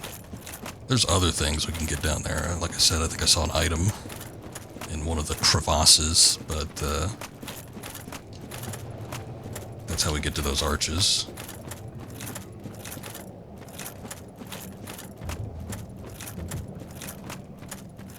See, look at all of them. 1, 2, 3, 4, 5, 6, 7. 7 of them.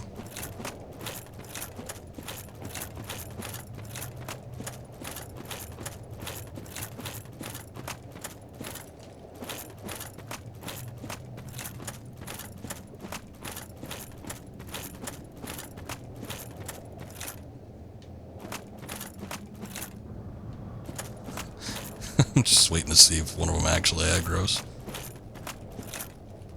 There we go. Numbered just for me.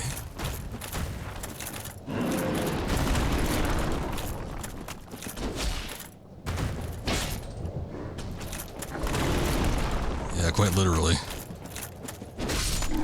Okay, 2 hits and they're down. That's not bad. Now, that isn't to say that I want all 7 of them on me at the same time, but I think we can probably handle it. Although it does look like one's a little redder than the others, maybe. That could just be a lighting thing, but...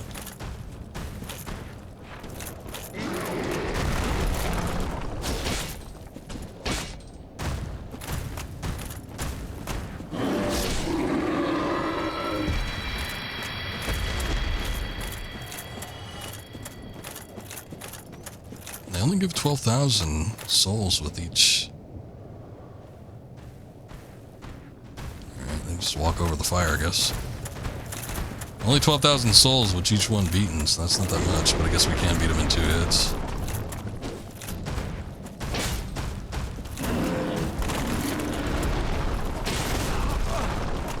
Still do a shitload of damage, though.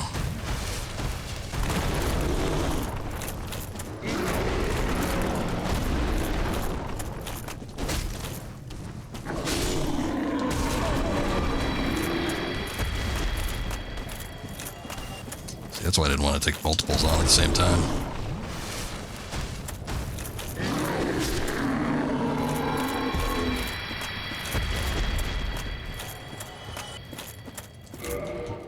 These guys don't even do fire damage. I don't think I necessarily want to block for physical protection, but at the same time, why don't we wear the gold Covetous Serpent Ring, see if we can get anything to drop from them.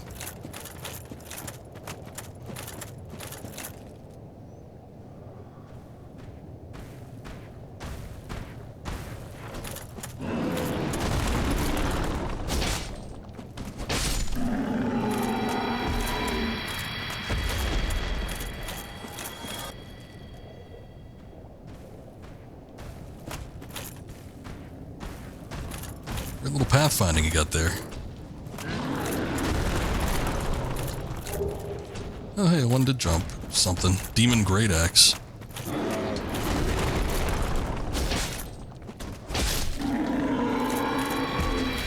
He still looked a little weird to me. Like he still looked a little redder than the others, but I don't know. He still only took 2 hits to beat.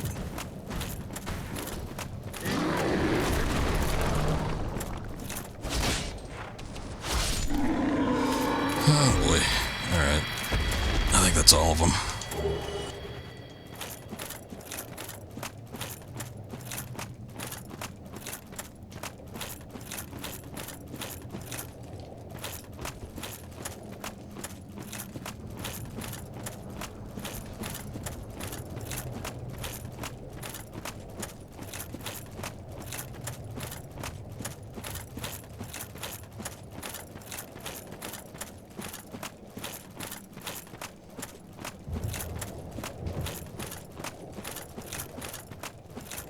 little bit, yeah.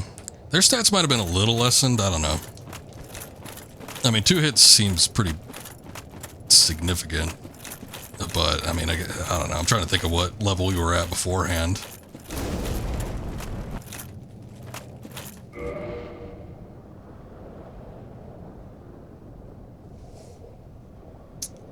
Alright, Banks, I appreciate it.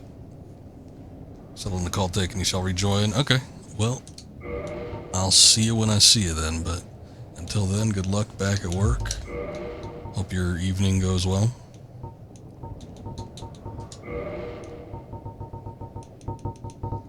I'm gonna equip the firing, see if that might help against this. I don't know how much health we're gonna... Okay. Alright, hold on. That is a little much. Boy, there's gotta be... Let me see. Maybe that flash sweat.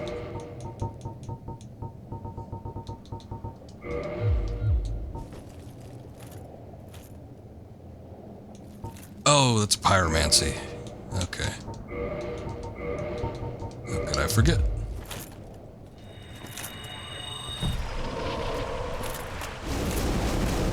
Okay, that's much better.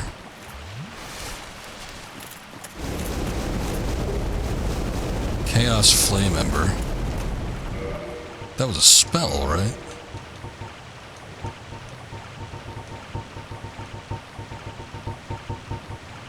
Or was it an item?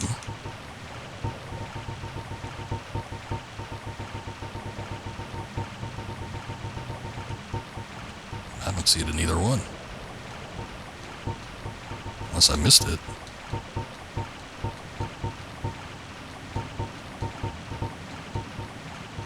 Huh, that's odd.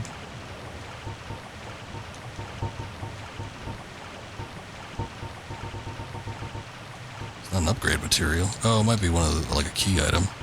Yeah, it was. And for blacksmith, okay, I get it. Chaos Flame Ember is an art in the lost city of Easelith, handled only by blacksmiths knowledgeable in ancient methods. Maybe the the undead blacksmith then. Since +5 flame weapons to chaos weapons. Okay. So you gotta upgrade it to a flame weapon first, which I'm not even sure if I've got something that could do that. Chaos weapons are demon weapons augmented by humanity, which inflict fire damage. Augmented by humanity. Okay, I seem to remember, I think there was a weapon from Quilag's Soul that could do that, but I seem to remember there being certain weapons that would actually get stat boosts the more humanity that you had. Of course, I think the Quilag Fury Sword, I think it was, because it was like a katana or something. I think when you used that, it like deducted points from your own HP, which sort of sucked. But, whatever. No, we didn't read the rest of our souls. Lord Gwyn recognized the foresight of these 4 great leaders of New Londo and granted them their ranks and the fragments of a great soul. Although this is not a full Lord's soul, it can still satiate the Lord Vessel. I guess Nito was the only one that had the full soul, because we've been getting fragments from everything else. Shards. Seath allied with Lord Gwyn and turned upon the dragons, and for this he was awarded dukedom, embraced by the royalty, and given a fragment of a great soul, although just a piece. It will still satiate the Lord Vessel. Alright. Well, good enough. So now that we've gotten that taken care of, kind of explored down here and everything.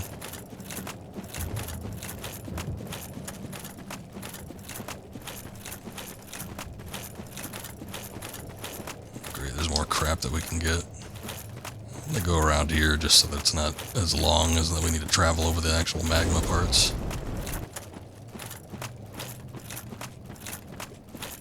I'm not sure if I can get up there, honestly.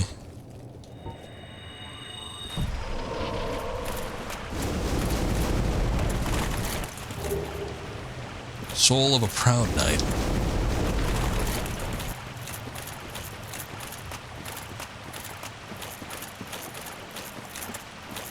I got half of mine to revisit the bonfire again, but I think I'm gonna chance it. I feel like there's a bonfire relatively close. We just gotta take care of these Capra demons. See, they tossed the Taurus demons at us, which were pretty bad, but the Capra demons might even be worse. They're quicker.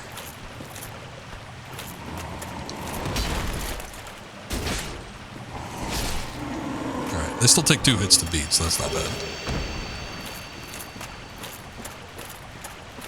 But even the Taurus demons, when they hit, they could hit like a truck. They took out about a third of my health with 1 hit that they knocked me on. These guys might be a little bit worse, because the Capra demon boss was a little bit after the Taurus demon. I remember my first time playing through this. Again, the bow was always at my side, so if there was ever a chance I could potentially work at trying to take these guys out but without... Kirk! He's back? Anyway, take these guys at a distance without needing to get like right up to them. I would take it.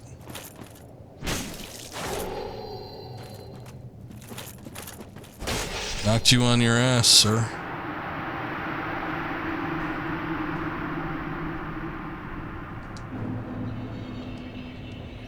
Oh, he had a curse status effect, little bastard. Looking at it, I think I actually might want to pull the bow back out. The reason being is that there's two of them at once. I don't mind fighting them one-on-one, but yeah, 2 at the same time ain't great. So if I could just like get their attention, I think that would probably be for the best. See how I could try to do this when I have it attached to the left hand.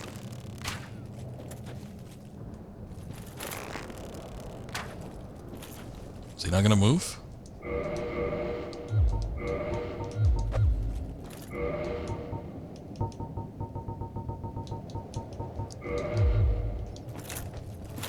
Tell you I could do even better this if I switch it over to the right hand weapon.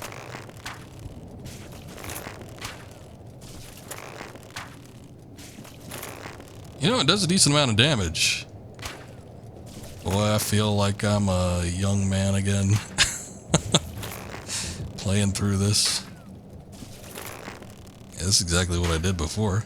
But I'm doing decent damage here. I mean, it's still chipping away at him little by little, but this is exactly how I remember trying to take out these guys before.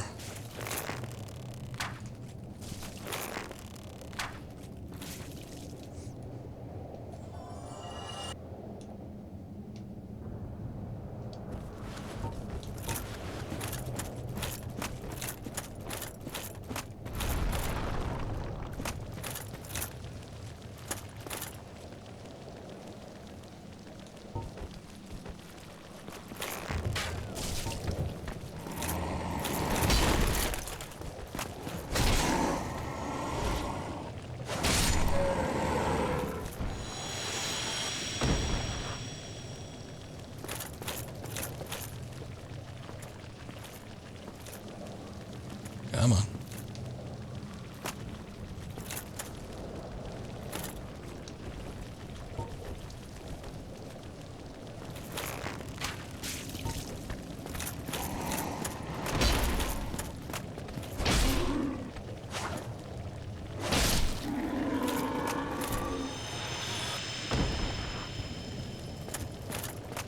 Oh, we got this. It should be fine. Should be fine. Unless they throw a curveball at me. Oh man, a 2-handed spinning attack, or running attack. Actually was able to get it done in one go.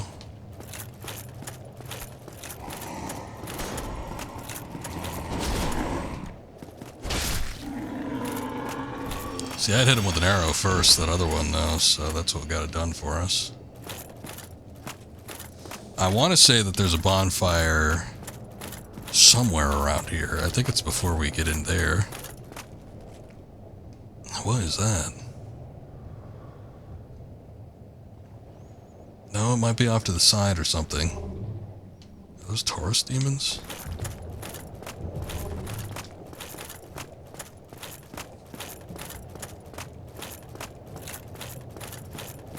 Oh, these things.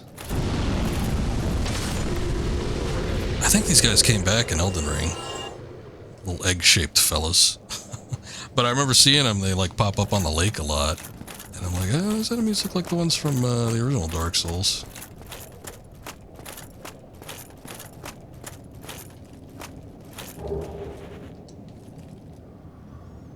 Centipedes. From Software games always had a attraction to centipedes. Oh, here's one.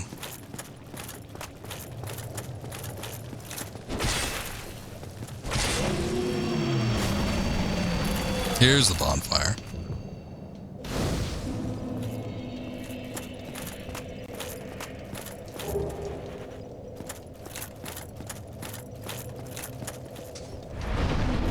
Alright. I'm gonna go ahead and kindle this. I'll just kindle it with the one. Although, I might want to do it twice. I think there's a demon boss that's... We saw a fog gate out that way. I don't know if the boss fight starts immediately as soon as we cross that, or if it's like sometime a little bit after that, but... Those fat demons are a pain.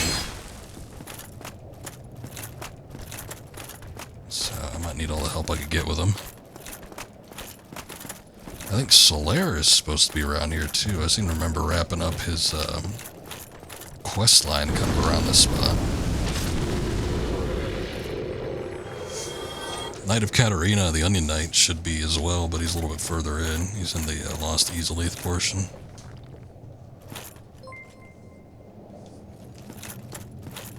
Thank you for the cheer, Mythical. Appreciate that. How you doing tonight? Oh boy.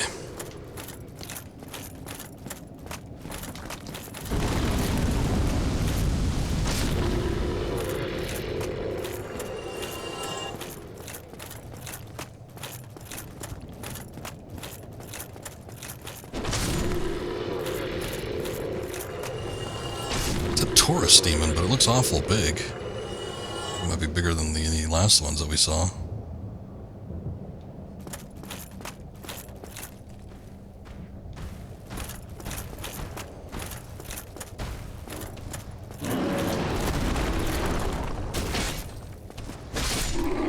Still only takes 2 to kill it, so... Watching the Legend of Zelda series on Prime. The old Dick cartoon, Deke. I've seen plenty of the Mario series, but I've only ever seen just like a handful of episodes of the Zelda one. And I want to say the Zelda one, from what I saw, was like leagues better than the Mario one. The Mario one was kind of shit, but...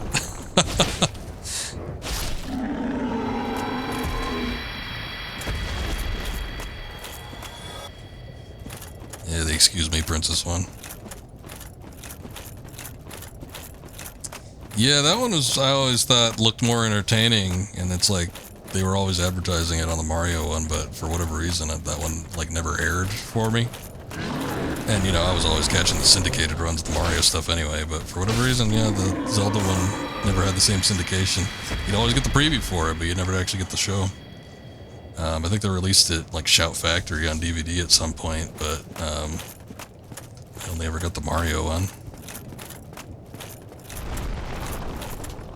Okay.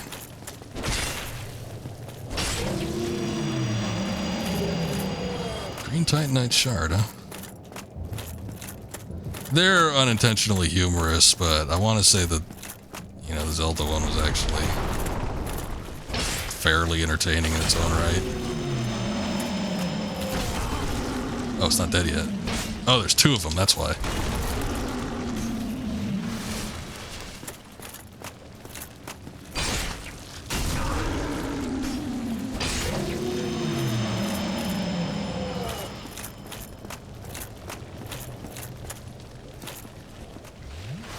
There's something over there they don't want me to get.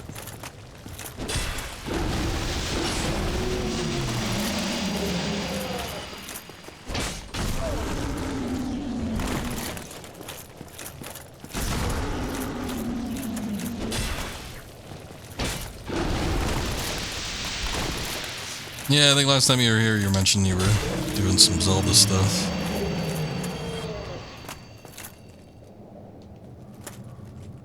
Uh-oh. The chain is covered up by the tile. Okay. I mean, when in doubt, just hit it, but I couldn't tell just from looking at it if it was going to be a mimic or not.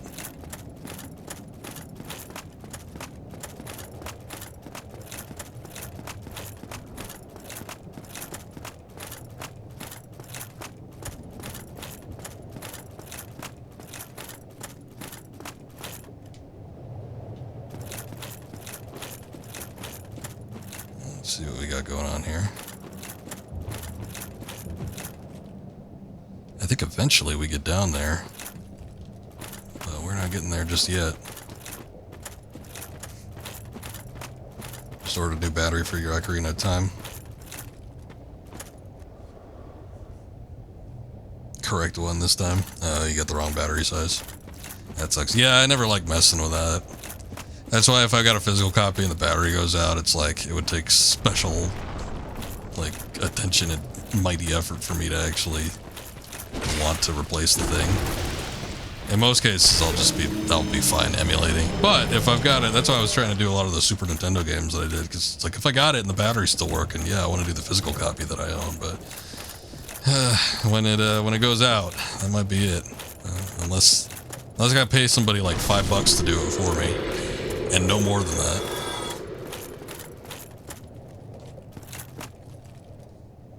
Can't tell if there's two of them, like, back to back, or if it's just the one. I think it's just the one.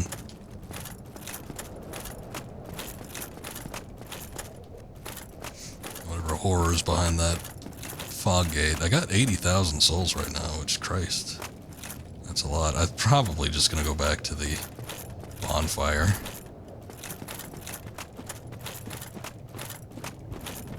Let's take out this guy, though.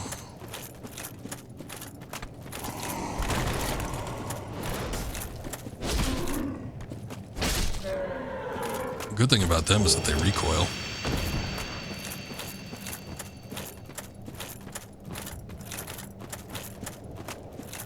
And 2025 battery instead of 2032. Kind of mad, but if your Game Boy games go out, you're good. Oh, yeah.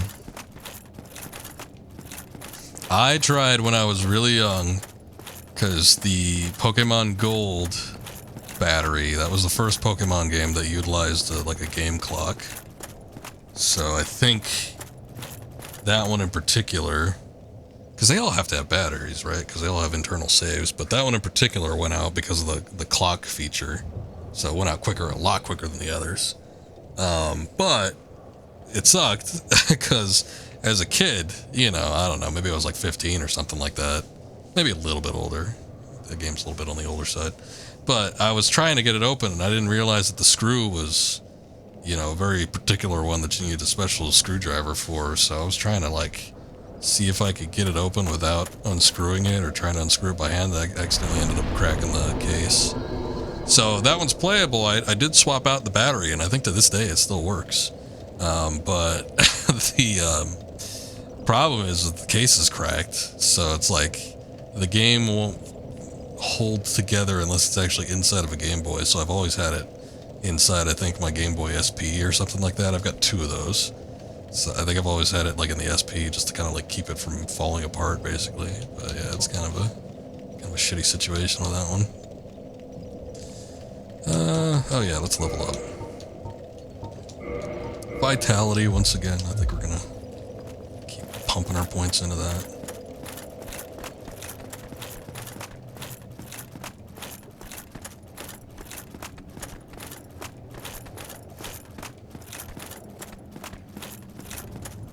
Oof. Yeah, it kind of sucks. I mean, especially since it's Pokemon and these games are relatively valuable, but I don't think I'd ever sell one of them anyway, so what does it matter? Still, it'll be nice to have them kept in decent condition.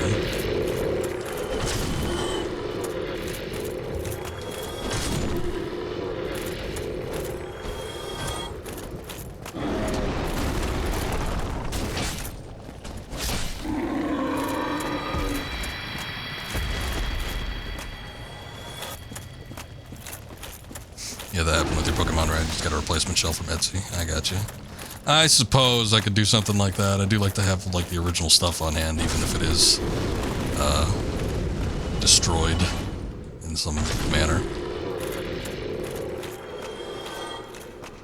Okay, so I think that fog gate actually does go right to the boss area, but you don't, like, necessarily have to go there right away. I think you can go down this way.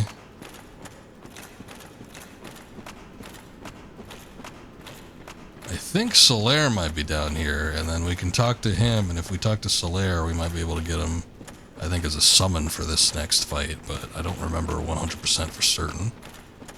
The other thing, too, is, like, I sort of remember dropping down on that section and not being able to get back up, too, so... Yeah, it's the big-ass demon. It's actually really close to the Asylum demon, but I think it's something slightly different and worse, obviously. Which we had a bit of a problem with that one going back to the Asylum. The first time around, when we first fought the Asylum demon at the very beginning of the game, it wasn't an issue. Oh, there's stairs here. Maybe we're fine. But when we returned to the Asylum, that boss battle was a bit of a pain.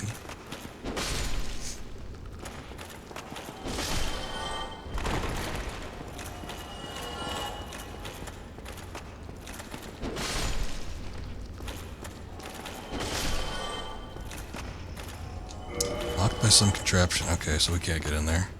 I don't remember the specific details about this. The other problem is there's those enemies there. I think I remember there being an issue where... Because you could see him sort of attacking something in there. There's a little health bar that's going down. And I think those are those enemies, and they potentially could kill Solaire. I'm pretty sure he's back past that way. He's just like sitting in a slump or something. He's like, oh, I couldn't find my son. I'm so sad. And not son as in his child, but son as in, like, you know, a star.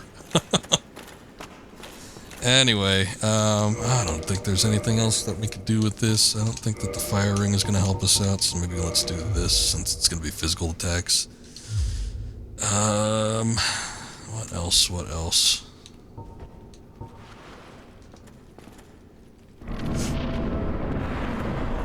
Demon Fire Sage. Maybe I was wrong about the fire ring.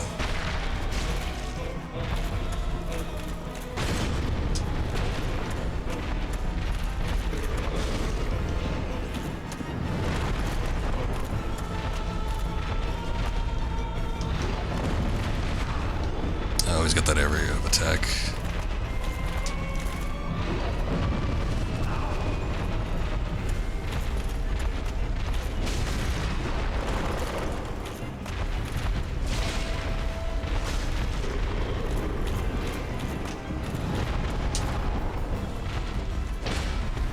And I didn't get touched by that. I don't think I took any damage from it, but it still rocked me.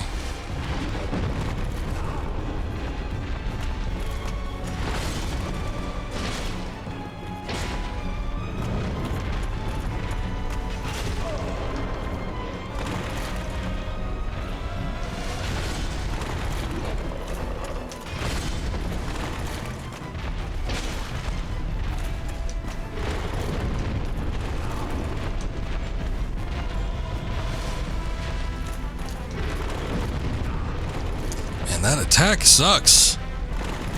It's hard to recover from, too.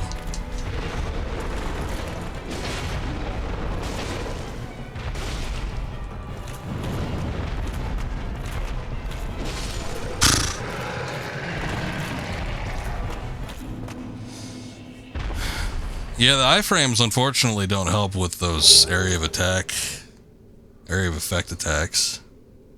I only get 20,000 from that one, so the game doesn't even consider them all that hard, but... I mean, obviously I did it first go around, but still, it's a pain in the ass. Those big blasts that he does, that's the problem. I don't remember if defeating him unlocks that door. I don't think it does. Since it's locked by a contraption, I want to say that we need to approach it from the opposite side, but I don't remember how to do that. At the same time, a lot of these NPC quest lines tend to go off the rails, or you end up missing something if you don't take care of them relatively quickly. So it's like, I think I'd kind of like to know what to do, but I hesitate to look it up or anything.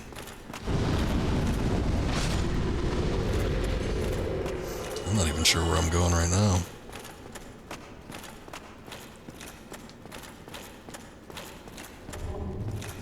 Dark Souls 2, you get iframes in that game. That flame lingered for a while. I played a good portion of it. I don't enjoy that game as much as any of the other Dark Souls, so I haven't played it through to completion, but I played enough of it. You get iframes in that game.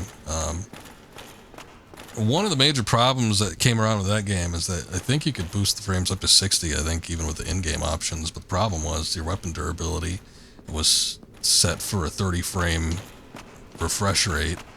So typically speaking, if you're playing on 60 frames, your weapon durability would increase by twice as much. Kind of sucked. Let's see what this goes to. So that was a problem. The iframes weren't necessarily an issue, but there were a lot of enemies that had large sweeping attacks. Ah, Quelaag's Domain, okay. And with the large sweeping attacks, you could easily get tagged by some kind of attack or get stabbed or something like that. And there were a lot of bosses that had like grabbing attacks as well. And that's probably what a lot of people harp on, because I do remember seeing a lot of clips and stuff of people trying to roll out of the way, but something about the roll didn't allow them to actually escape the grabbing attack immediately. I ended up dying to it anyway.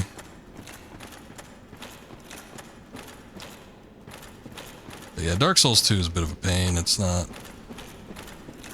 I don't think it's nearly as fun as this game. It's got some charm to it, but it's still kind of iffy.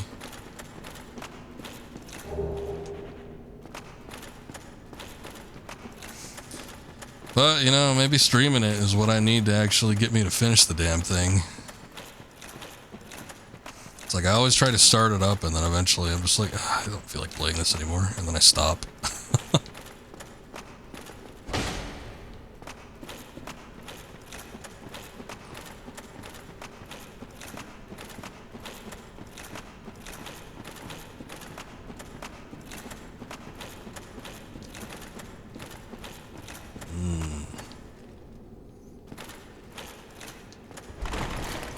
Drop all the way down to the base, I'm pretty sure I'd die.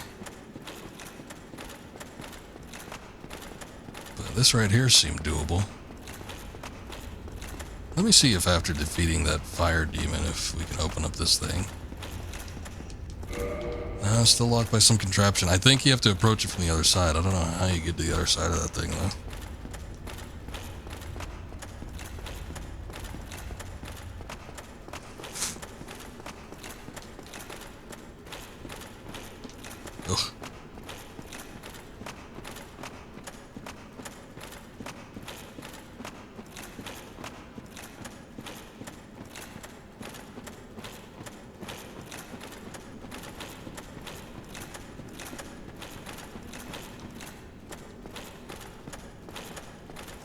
One of the trickiest parts, speaking about iframes earlier, with this particular build was I really had to strive to find workarounds where I could still stick with a medium build and get that medium roll. You're not going to get as many iframes. The problem is if you have you know, the heavy roll, that's the least amount of iframes that you're going to be able to get. Oh, here's a bonfire.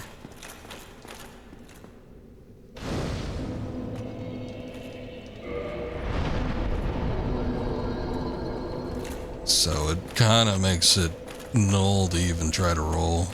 Usually if you have like a super heavy build and you're overweight, you tend to just try to tank hits or use a shield more often than trying to roll. But I still like rolling and dodging. It feels more natural to me, I think, than just hiking up a shield.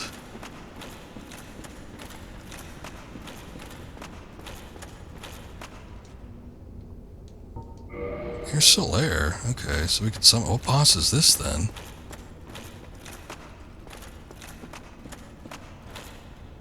Odd.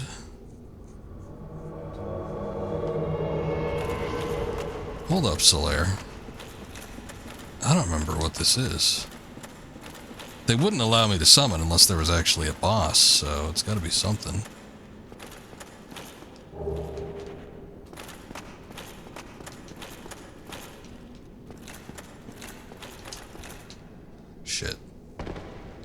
I survived that. That was surprising.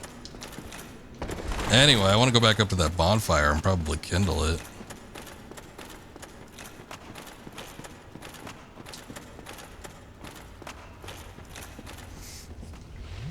Oh, you haven't done Bloodborne yet?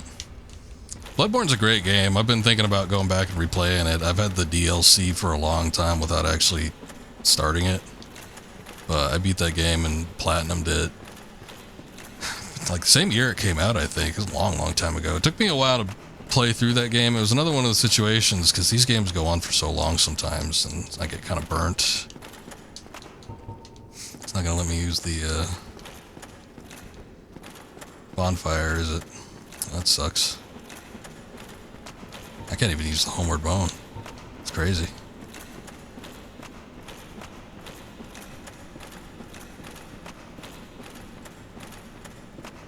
Yeah, that fall was super long. I don't know how I survived it. I was thought for sure I was dead.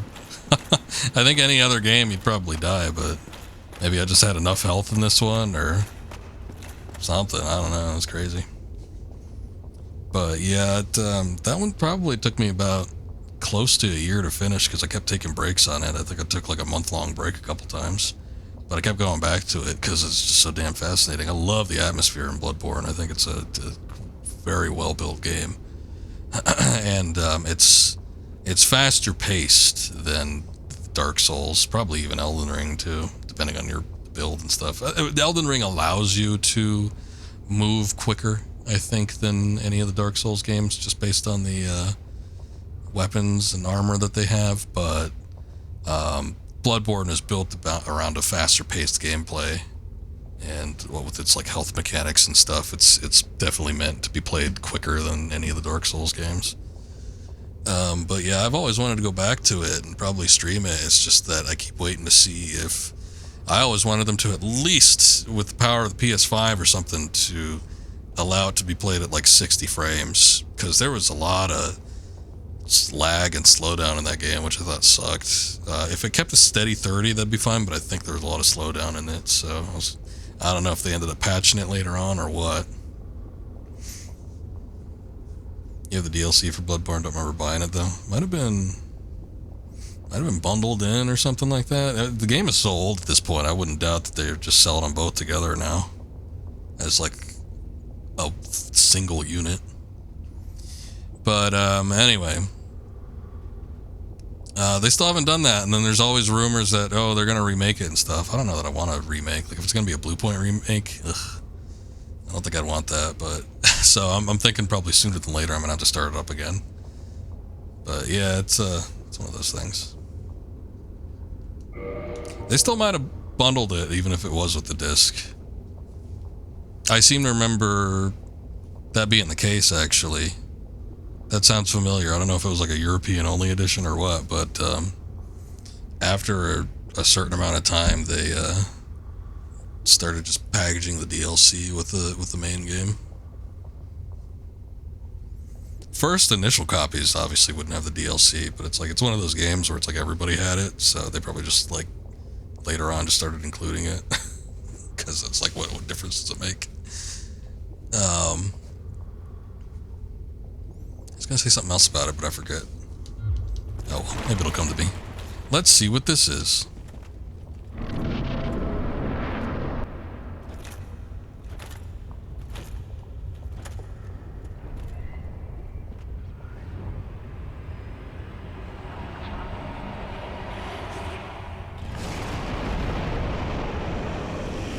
Oh, I kind of remember this. One of these centipede things.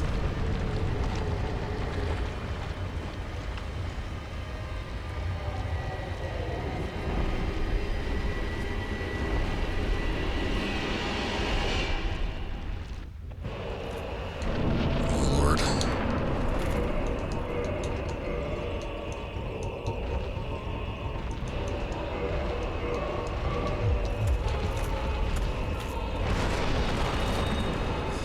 Oh, Lord. Still can't use a homeward bone. Get out of here, Solaire.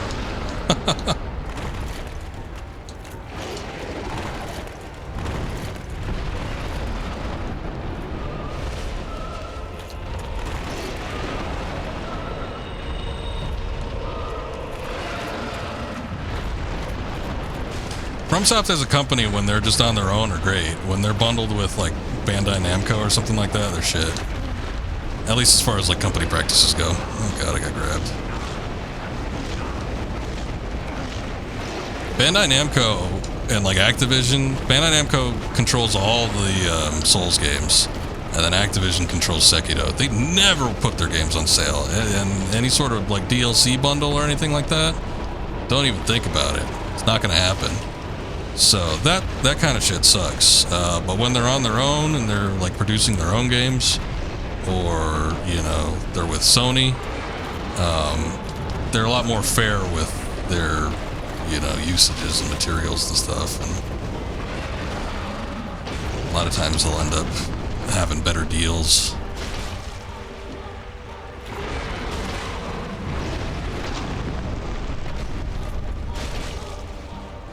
I can't even tell what the hell's going on, but he's like close enough where I can slash away at him.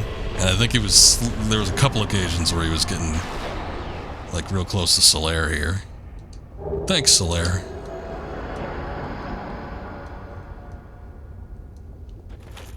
Really helped me out in that situation.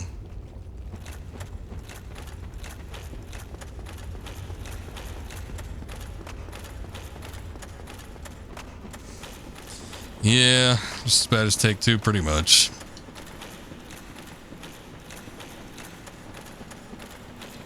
I've been kicking about around the idea of buying Dark Souls 3 on Steam, but for whatever reason, they just never put it on sale. And that's a decision from Bandai Namco. It's not a decision from Software, because they've got no... Since Bandai produced it in the States, they're the ones that get to say how much it costs and what it goes on sale for. And that game never goes on sale. It's always $60. And then kind of the same for Sekiro. I wanted to rebuy Sekiro because I had it on the PS4, and similar situation with Bloodborne. It's just like the game did not run that well. But I wanted to rebuy it on PC, and then I wanted to buy it for a friend too, and it's like the game never went on sale except for like a very rare occasion, and ended up getting it 50% off for myself and a friend of mine. But it's like it hurts spending full price for a lot of these games if you're double dipping. I don't like doing it, but sometimes performance increase is enough for me to actually go through with it. I'm gonna put that damn ring on again. The fire ring actually seemed to help out, boosted with the sweat thing. Titanite shard. It's like this magma. I mean, you're stepping into raw magma. It makes sense that you take a lot of damage, but they want you to cross it because you have to get across it to get to certain points. Oh, that ring actually might have helped too. What was that ring that we got? Hold on. Reduces lava damage. Oh. There we go.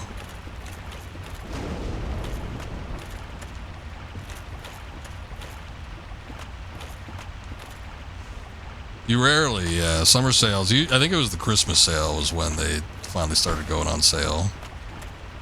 But yeah, Dark Souls 3 didn't go on sale this past summer sale. I took a look at it because I was like, there's not really much I'm interested in. Maybe if Dark Souls 3 is on sale, I might nab it. It wasn't. I ended up getting Lies of P instead because I had played that all the way through on Game Pass, but I liked it so much I want to do the additional runs. But I paid $40 for that. I think it's worth it. Dark Souls 3 not as much. But yeah, it sucks. And then Sekiro, it took a long time. I mean, that game, I ended up getting that, probably about 3 years after it came out, but still 3 years. It's like a lot of games nowadays, you see them. Capcom, in particular, Capcom will reduce a newish game that they released, like within 6 months of releasing it. they'll like discount it by 50%. There's Solaire. I better talk to him before I light that bonfire. But Lies of P for your Xbox, you loved it that much. I was thinking about getting a physical copy for it, but I wanted to build off the save that I had, so I played it on PC Game Pass. So I'm like, I'll just buy it on Steam then and play it off there. But I kind of wanted a physical copy for it. Maybe if it goes like super on sale, because the game's not even a year old at this point. So it's like it's not gonna be like super cheap, but maybe if it goes like, I don't know, I see it for like $20 on Amazon one of these days or on eBay. Years from now, I might nab it just to have it in my library, my physical library. Why? Why? After all this searching, I still cannot find it. Yeah, tough luck, Soler. So it was here he was whining about not finding his son, but I think you find him like after those doors. That's where you could give him something or something happens. I think that's where you complete his quest line, though. Why? Okay, he's still whining about it. Don't know what to tell you, bud. You'll find it one of these days, I guess.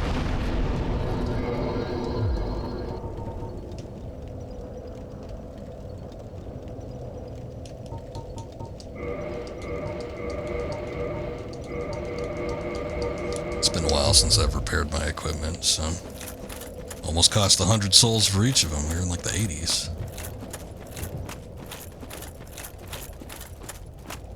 If you like Lies of P, though, you'll definitely like Bloodborne, because Lies of P specifically, a lot of people say, oh yeah, it's like a Dark Souls clone. It's specifically Bloodborne is what it's copying. Again, I had mentioned it before, but Bloodborne has a very specific game mechanics that are unique only to it, and Lies of P replicates those game mechanics and does a great job at it too. And it's another one of those games. I think Bloodborne's atmosphere actually might be a little more superior compared to Lies of P, but Lies of P does a great job with its setting. That game was fantastic. That was a game that motivated me to buy and try out Stellar Blade, because I was like, well, you know, this is another Korean game that's trying to kind of emulate the particular game style from Software, and it's like Lies of P did that. They were a Korean studio and they did it successfully, so I'm like, yeah, check these guys out, spend $60-70, however much I spent on it. And, no, it was $60 because I got the international version, that's right. And yeah, well worth it. Ended up being a very good game.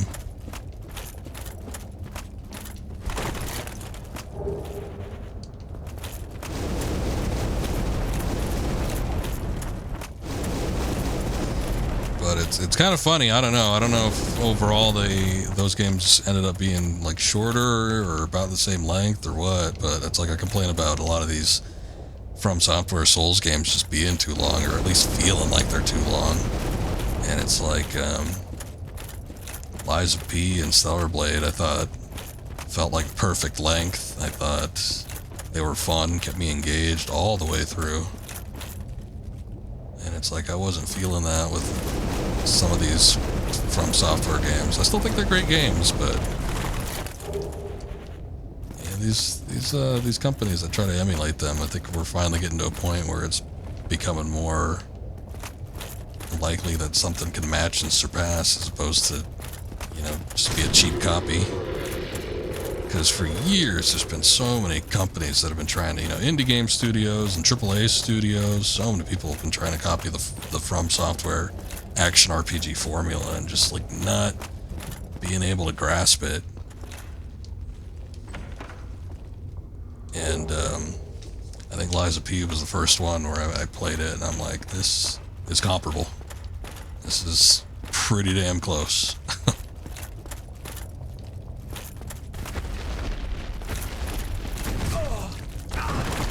Holy shit. I was hoping one of these things wouldn't actually come after me.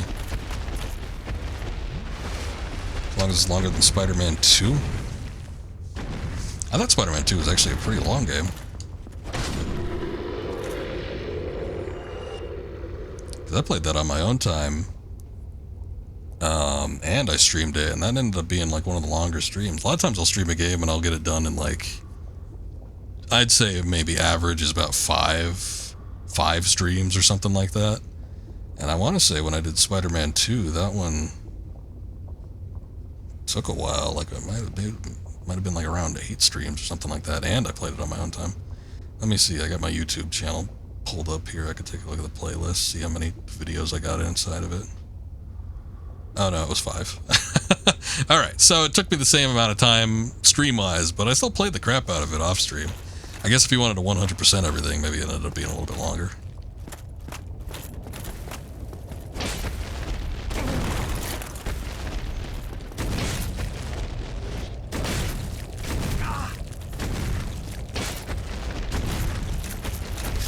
Shit.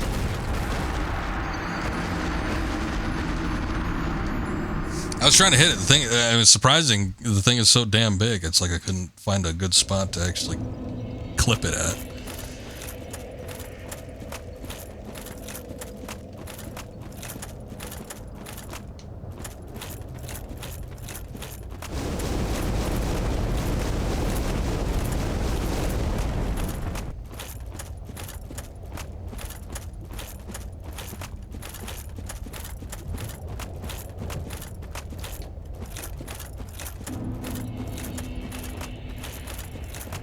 I didn't have too many issues with Spider-Man 2. There's some people that really hated that game, but I definitely think Kraven was a stronger villain. And when he's out of the picture, and it kind of switches focus to Venom, I thought Venom was definitely a weaker component to the game. He was cool, but I don't know. Something about it wasn't quite adding up for me. And I don't think he ended up being, even though he had the backstory, because it wasn't Eddie Brock Venom, it was Harry Osborn Venom. So even though he had that additional, like, you know, character backstory and everything, there was something about it that wasn't adding up for me, and I didn't quite like it.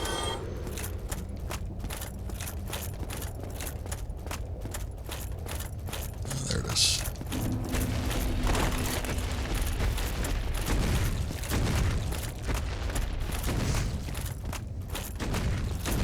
Rushed? I'm trying to think. Again, it was an issue, I think, of there being multiple villains. I don't know if it was rushed. It just doesn't feel like, you know, everybody gets maybe as much attention as they need. Or it could just be the fact that, again, that's like Kraven was so much more of a compelling villain in that game that, you know, the rest of it that came after it sort of fell flat. I still think it was a decent length. I mean, open world games like that go on for a while, and especially if you're trying to 100% it and everything.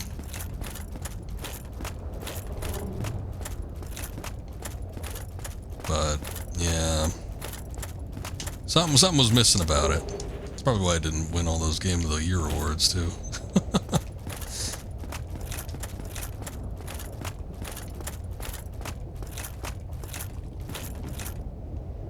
Oh.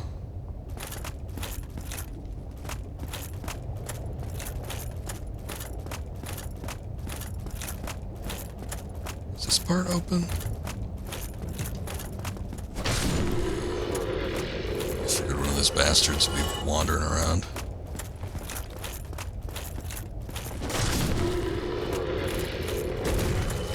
I mean, I remember an age in like the 7th generation PS3 days, Uncharted, the first Uncharted I beat within under 6 hours. I always complain it's a 5-hour game, but I think I beat it just like a little bit over 5 hours. But that to me is ridiculous. And you know, games were $60 back then.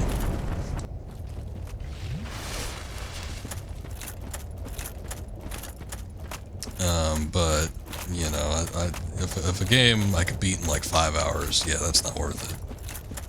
But I'm fine if there's a game I could beat in like, say, I don't know, 15 or something like that. I guess these days games are $70, even though there's a shitload of inflation, so you'd think it'd kind of weigh out, but still don't like the idea of paying $70 for a video game. But still, I guess if it was an enjoyable 15 hours. But yeah, Spider-Man 2 took me like, I think to 100% it. I don't know, I probably put like 60 hours in that game. Story-wise, I don't know what the hell it would have added up to. I suppose I could pull up that playlist, let's see. What you got, playlist? Let's see what the hours are. So first stream was 3 hour 49 minutes. Second was 4 hours. Second here.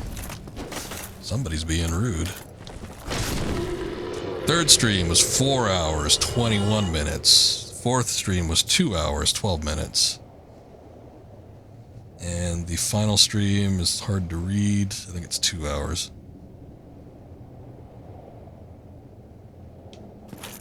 So, what would that be? I'm trying to count up the minutes and stuff. Yeah, it's about 17. So it was under 20 hours. Under 20 hours, because I pretty much strictly do story when it comes to streaming. And story only. So, I don't know. Depending on the person, might take them between 15 and 20 hours, I suppose, to do the story. But if you're trying to get 100% of everything, probably double or triple that.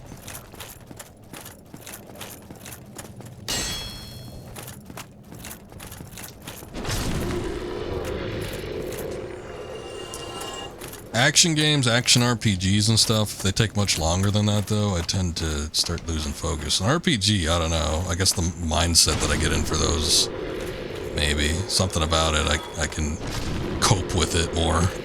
So like an RPG I could do for, 30, 40 hours. But if I'm doing like an action RPG, much like, a lot of these From Software games, if they end up taking me, over 20 hours, 30 hours, something like that, I'd start to lose focus. I start getting bored. So a lot of times there's not a whole lot to like mix things up. And I think that's more the case, especially when, Spider-Man games have RPG elements, but you're not drastically changing the type of gameplay and combat that you're doing. You're mostly doing the same thing for, 20 hours straight. You give or take a few hours for cutscenes. And it's like, that starts to weigh on me, and I'd start getting bored with it. I guess it's a little more acceptable, I guess, when it comes to like an action RPG, like these games where you have a lot of different weapons, and that can change up the type of gameplay style, stuff like that. But, yeah, it's, when they go on for a while, that tends to bore me.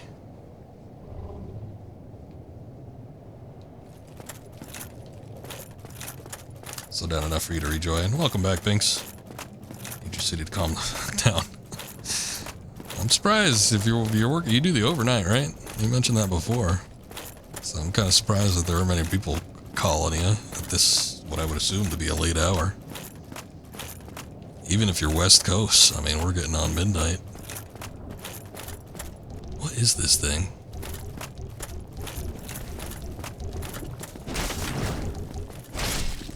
I don't like it, but I think being on the steps here ended up getting me to avoid that.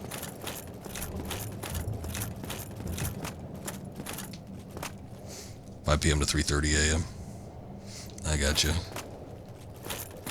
At 5 p.m. around that time up until maybe about 10 o'clock, a lot of people are getting home and stuff. I'd expect it to be a little more busy around that hour as opposed to anything past that.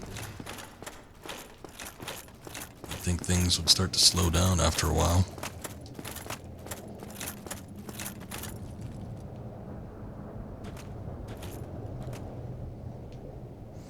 Life of 911 dispatcher. Sounds like a documentary in the making.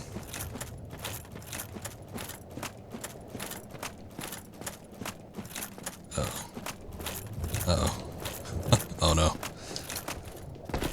Oh no. Accidentally slipped off. Okay, here we go. Like, I don't know if we can get back up here. There we go. Okay. I ended up falling anyway. I don't know that there's anything else back up there, so that might have been gratuitous for us, but...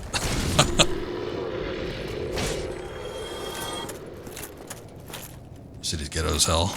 People always commit crime around there. Yeah, that's unfortunate, but I do live in a pretty crime-ridden city myself. At one point, for like a string of years, I think it was the most... It had the highest crime rate, I think, in the U.S. for a good while. I think we lost the title. I hope we did. And I think it was mostly because of petty stuff. I think it was just the amount of, like, I don't know, probably, like, minor crimes that were going on. Nothing, it's not like people were, like, dying in the streets every day, but... Or they could have been, I don't know. I guess I wasn't paying that much attention to it.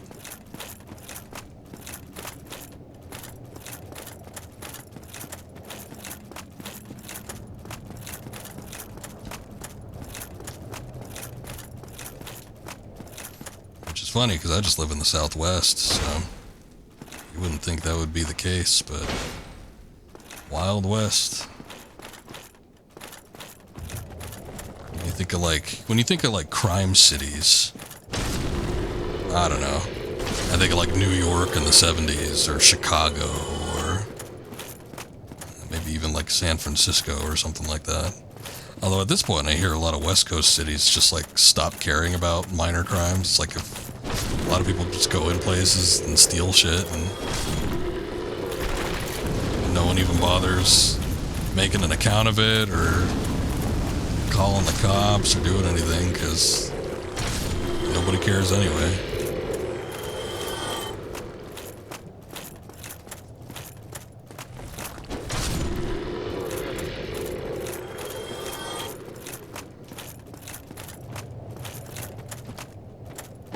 Oh shit. What is this? Oh. Ah, there's the Night of Katarina.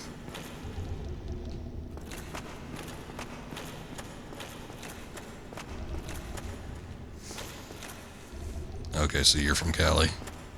Everybody and their mother calls the police, but jail is so overcrowded, people get out fast. Yeah. I mean, I get it. It's unfortunate that that kind of stuff happens, but... that is how it goes. I know... I got, like, several acquaintances that live in the Cali area, or they did at some point. They never really had anything great to say about stuff like the crime rate and everything. But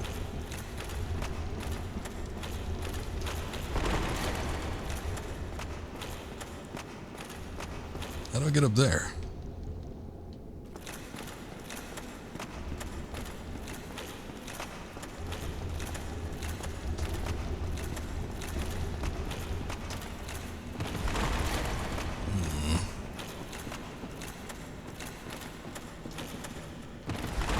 Yeah, the expense, I think, would be the thing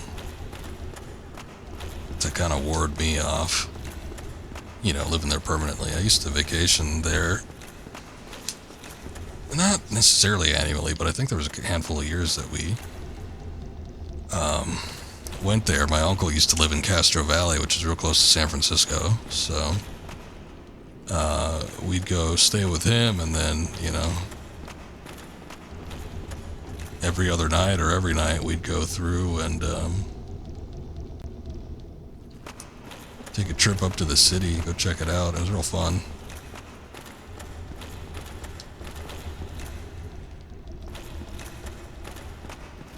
Best friend lives in Texas. He'd love to move, but you love your police department. Well, at least there's something you love to keep you attached there. I mean, I know a lot of people that you know, and they're not people that live in California, but wherever they respectively live, they just, you know, they want to move because they hate where they live so much, but they can't because of, you know, financial circumstances or family or this, that, and the other.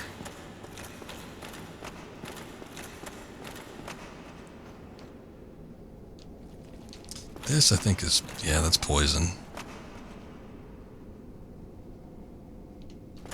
Alright, well, these enemies seem to be relatively easy to take care of. I think we want to take care of these guys first, and then go talk to Onion Knight.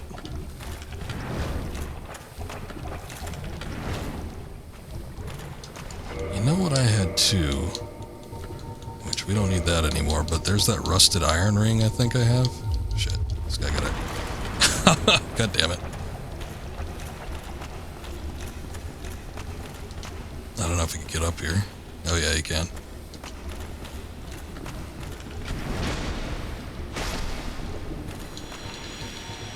Bastard does a decent amount of damage too, goddamn.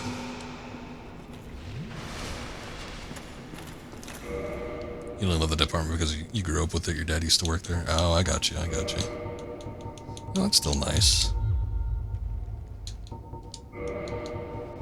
I want to say I had a rusted iron ring. If I don't have it, then I remember reading about it, but I thought I had it. I guess I don't have it. Oh, no. Let's see. That's not it.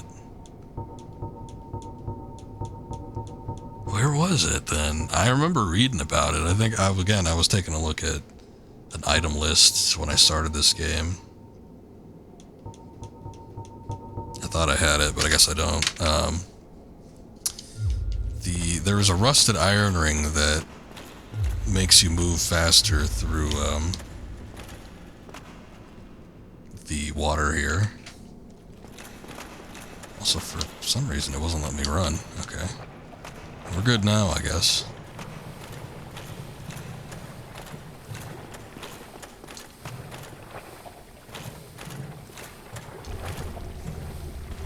Did my HUD get turned off? What the hell?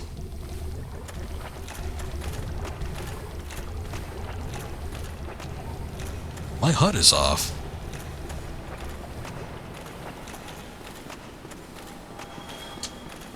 Okay, somebody died. I can't even pull up the... Uh-oh, that's not good. Screenshot. I can't pull up the menu or anything. I think I accidentally hit something on my keyboard, but I don't know what.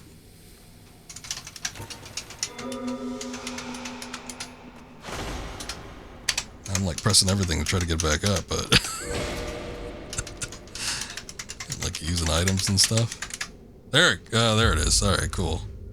Hey, we got it back. Uh-oh, that's a whatever that button is. What the hell button is that? It's the control key. Okay, gotta watch out for that one. Jesus. That's really bad. I guess for like screenshots or something that's nice, but no, I don't want to like not see the HUD. That seems like a very bad idea.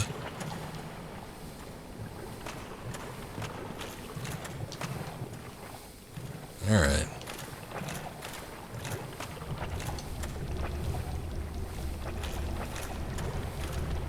Let me see if I could aggro them over to a more respectable area.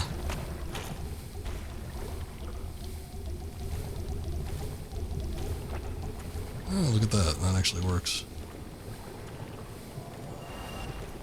I don't even know what's down there. It's just like a bottomless pit, or what? No, it's not bottomless. Still a pit, though.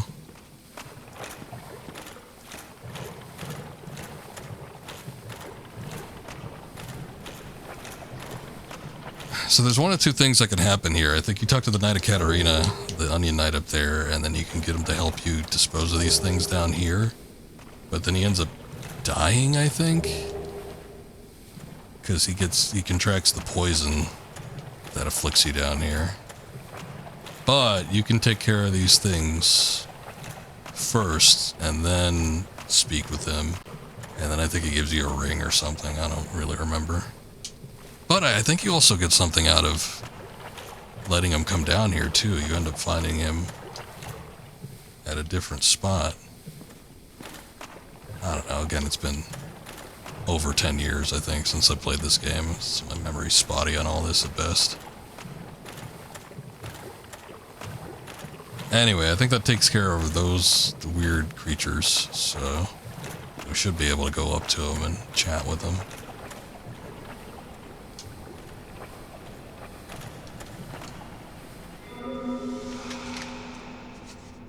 Let me get my mouse off the screen too, I don't like that.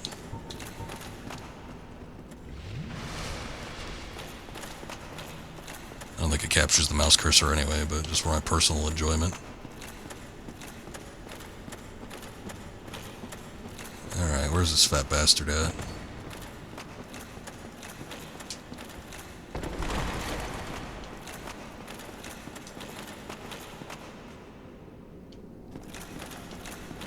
He's over that way, I just don't know how to get over that way.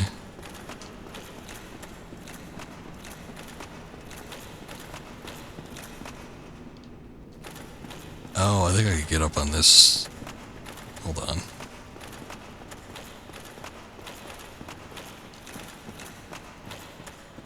Nope, get up on that one. Huh.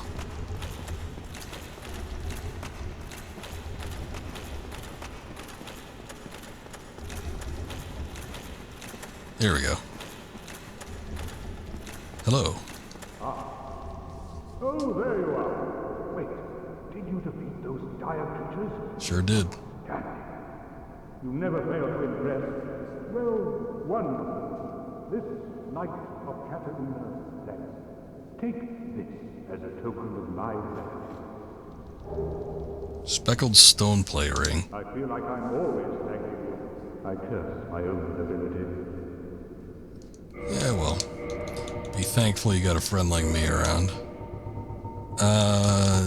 This I think is supposed to be pretty good. Yeah, slight boost for magic, fire, and lightning defense. I don't know if it's as good. I can't even take a look at the stats on it. I don't know if it's as good as like pure fire or lightning or magic defense, but I guess if you want something that kind of goes all encompassing, because you don't know what you're going to be getting into, maybe it's the better one. Also looks kind of cool. Not that you get to see it or anything on you, but it's got a nice little picture. Nice PNG there. Stoneplate is a symbol of a true knight that grants the strength to face various hardships. Precious rare speckled stoneplate grants small boost of defense against magic, flame, and lightning. I feel like I'm always thanking you. I curse my own ability.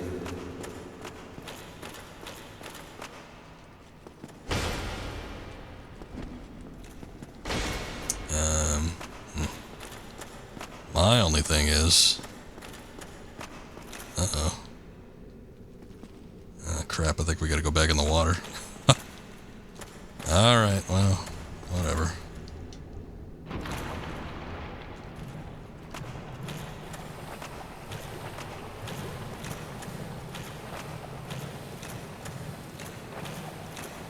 Well, thinking about it... Hold on. We fell in here, the floor collapsed underneath us, and we ended up falling down here, so I can't, like, just go back up and expect to get back up.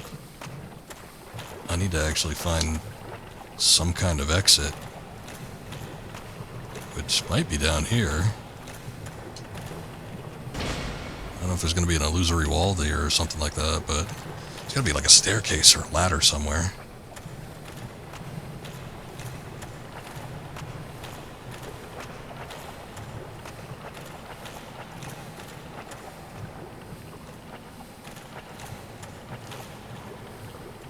Ah, here we go, maybe.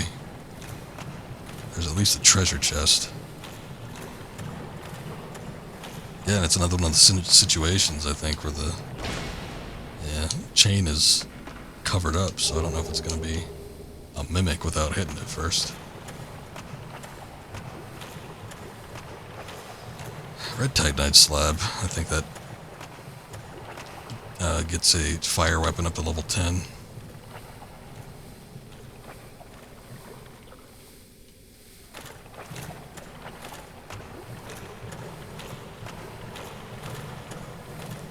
I am not seeing an exit.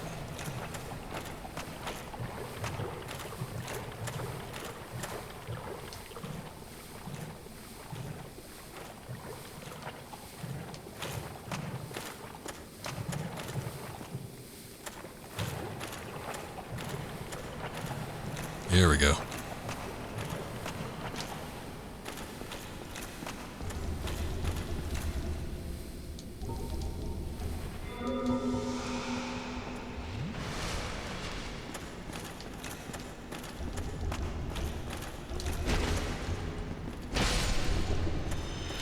Watch out for that. Red Titanite chunk. Yeah, I think we found it. I don't know that the only problem is this takes us up to this section, so at least it got us out of the water, but I don't think this actually takes us...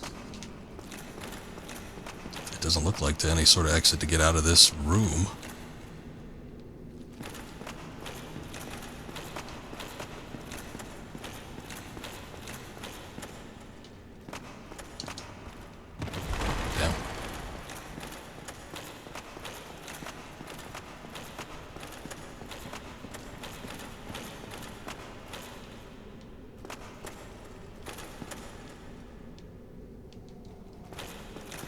Oh, that just takes us across there anyway, which I would have been able to get to without actually needing to jump on that.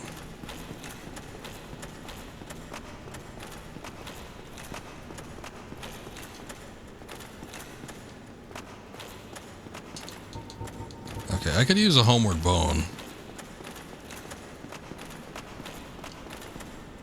So if worse comes to worse, but let's see where this goes. Does this take us anywhere? Hold on, that might take us out actually. That just takes us to that staircase. Let's see where this goes. Ah, here we go. Okay.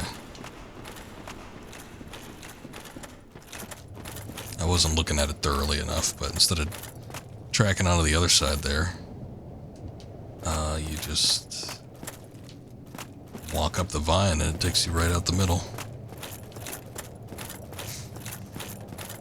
Okay.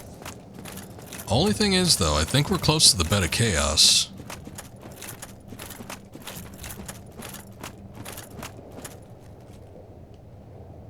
Boy, we might be real close to it.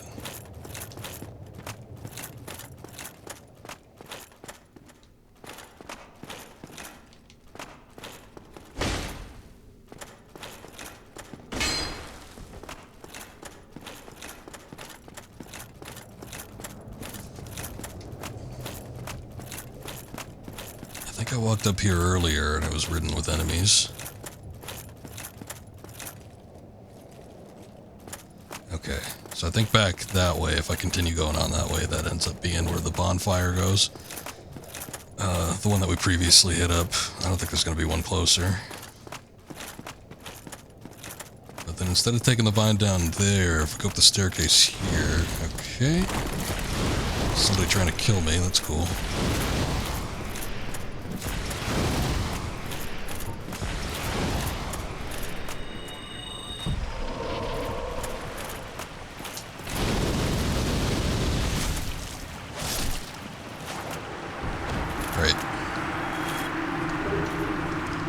Isn't it the catalyst? Interesting. I wonder if that produces flame. Ah, and there it is. I think that's where the bed of chaos is. Okay, that might not be too bad. Taking a look here, we might... I don't know, there might even be a way we can open up a quicker route.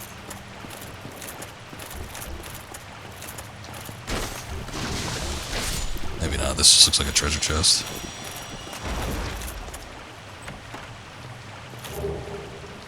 Chaos Flame Whip.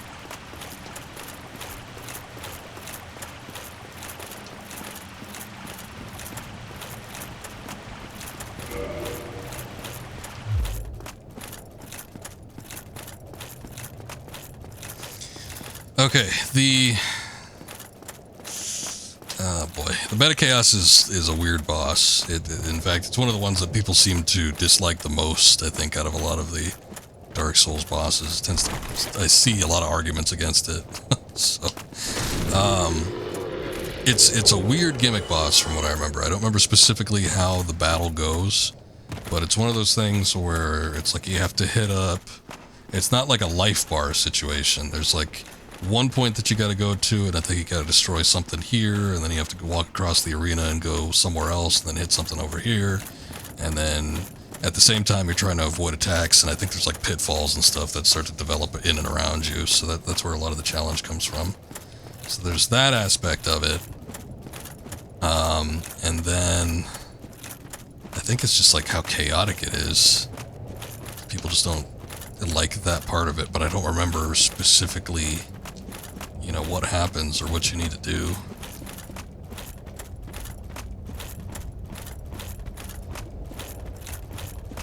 Okay, but here's the thing though, shit.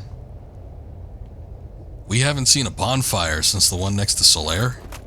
That seems extreme. Okay, I think I see the other thing too. Which, if you lose this, and I think it's very easy to lose, but if you end up losing this fight, you gotta walk all the way back through that magma. Oh boy. I don't think there's going to be one that's closer.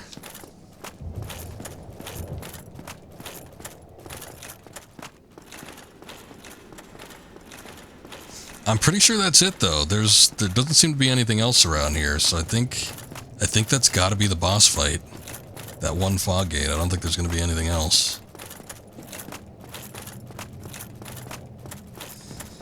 So I can give it a try. I think I want to give it a try, even though I got one Estus flask. I'm real low, but I think I'm going to give it a try and see maybe if I can knock it out. Oh boy. But give me a sec on it. I think I'm gonna BRB real quick, and then we'll give it a try in a minute here. But one sec.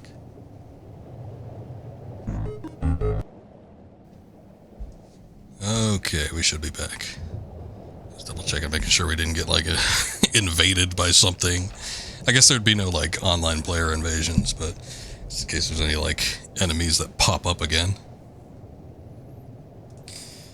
All right. Yeah, so, Bed of Chaos. This is a weird boss battle. But, the alternative is going all the way back to the bonfire and working my way up here again, which doesn't seem like the greatest prospect, so.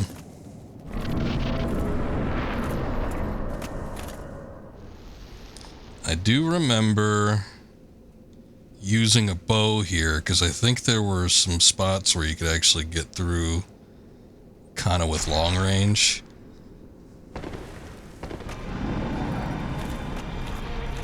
So here we go. I don't know if I know the floor starts collapsing at some point. I don't know what the tell or the markers are for that though. But there's this thing over here.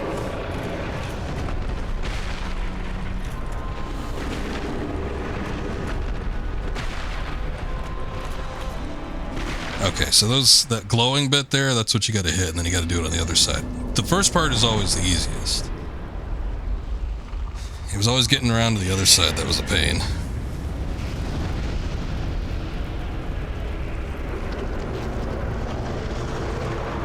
Because then all this shit starts whipping up.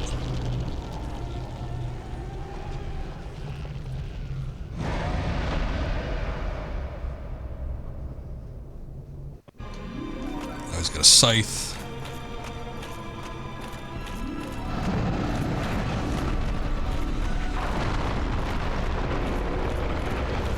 Okay, so there goes the ground.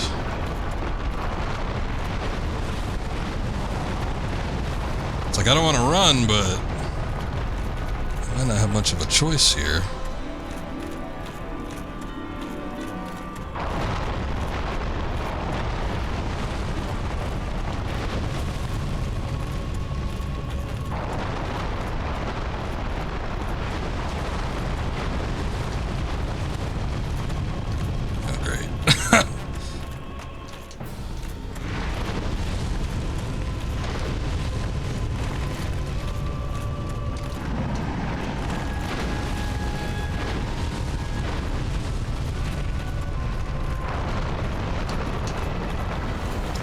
Almost fell down that one.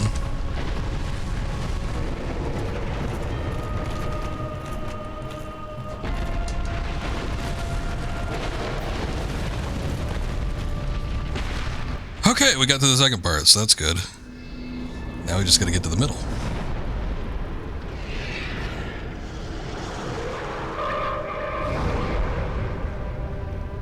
I think now that the floor is all broken off, though, I mean, we gotta avoid all the attacks and such, but now that the floor is all broken off, that eliminates, like, one of the biggest pain in the ass factors.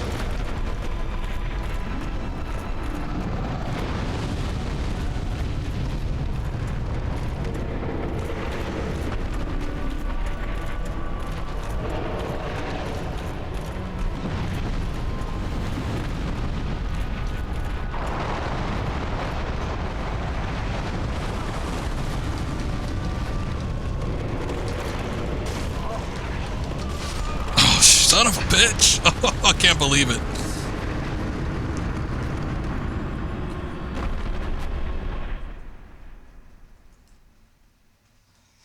Oh, I can't believe it. Oh, well.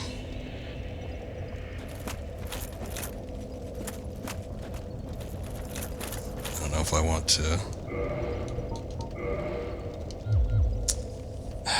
5 should be enough if I get through. I think I could run through most of the enemies without much hassle. I mean, I might have to heal myself up just because of the magma and shit. I wonder if Havel's armor would get me through this a little easier.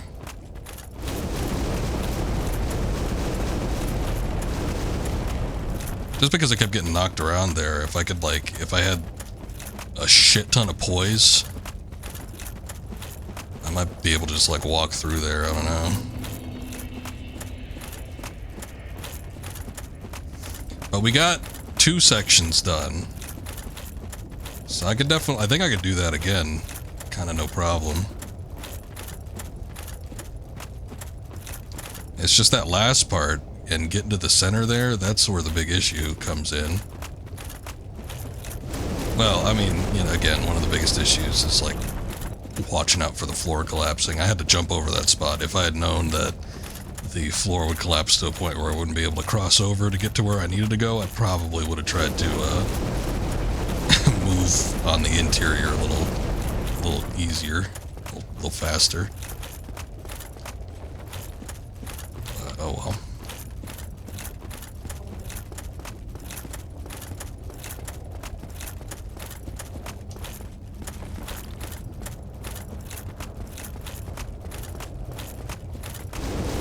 It's a weird one, and especially playing it blind, I think that's the weirdest aspect of it.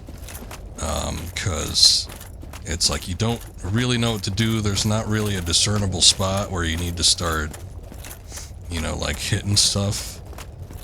If you kind of scope out the sides, you can see that there's the glowing bits, and you're like, oh, okay, I probably need to do something over here, but it's not super, super obvious. So that's like one of the major problems with it. But on top of that, it's like the final little portion there where you end up having to drop down the center, which is what I was trying to do. I just kept getting knocked back. And I was able to block one of the swipes with my shield, so that was good, but just like repeat hits, I think, ended up affecting my poise. It's like I kind of want to switch to the Havel armor right now, but I need to run through a lot of these enemies. I don't think I'm going to be fighting everything. It just doesn't seem like it's in my best interest.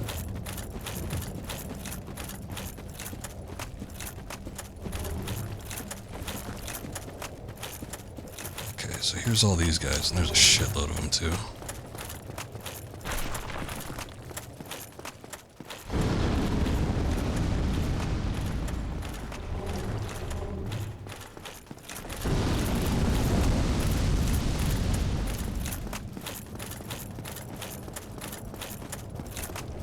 This is probably the biggest walk of shame that you gotta do for, like, any of the bosses. I don't remember any of them being nearly as bad as this.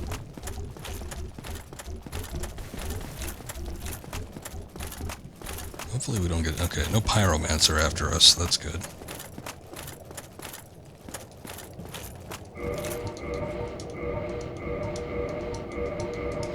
Fortunately, I keep my inventory pretty clean, so we don't need to worry about that. I'm gonna put the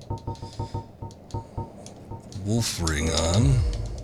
Boost that poise. I think we're gonna be running slow, but might be worth it.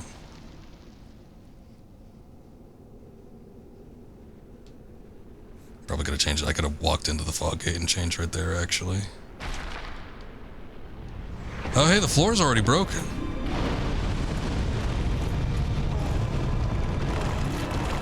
Oh. That did a lot of damage.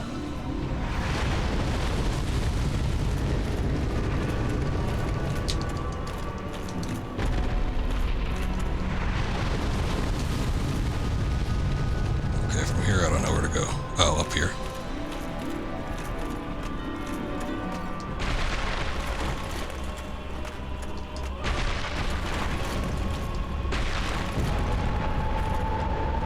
It was a mistake to put on Havel's armor.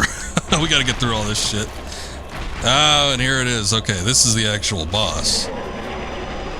It's a little worm. Okay, I didn't know that it did. I completely forgot about that, so that's great. you can take care of like the side pieces first, and then that stays. That like doesn't happen in any other boss battle, but that sticks when you re-enter the boss room, which is awesome. So cool.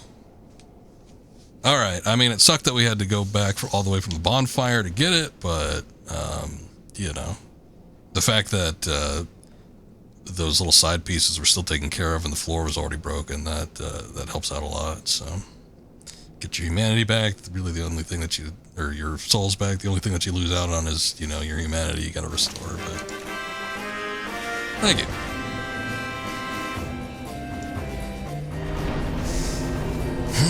All right, 100,000 souls. Jeez, that is a lot.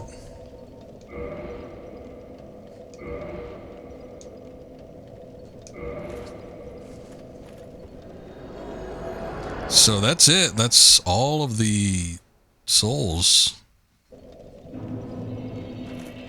At this point, I think we could light the Lord Vessel. I don't know if we want to do it right away because I don't know if that locks us in. I hope it doesn't. But we could do that. And after that, I mean, you know, if we wanted to, I'm pretty sure we could just go right for Gwyn. And then that would be the end of the game. I could, you know, if I wanted to, I could probably finish up this game tonight. But I think I want to do the DLC. That's the only problem. So, and I have to look up how to do that because I don't remember how to get that to track, basically.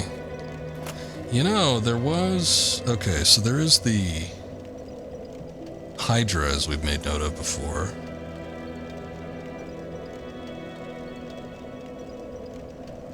I'm trying to think of what would be the quickest way to get down there.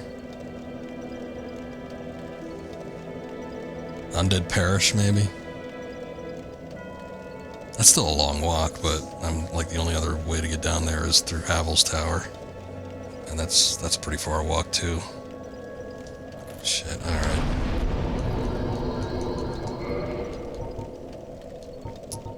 Let's go to the Undead Parish. I'm gonna take a look. I'm curious to see what's up with the Hydra, because I want to say there's something over there that has something to do with it. To getting to the DLC section.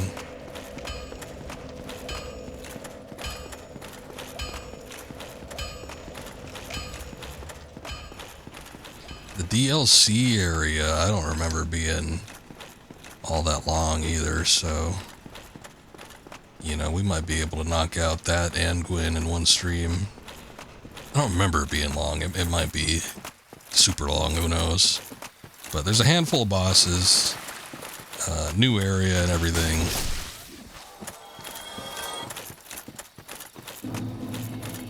I just remember like this castle kind of area. And then there's like sort of like a cave structure that's sort of after it. And then other than that, I don't really remember a whole lot. A lot of optional bosses though. You son of a bitch.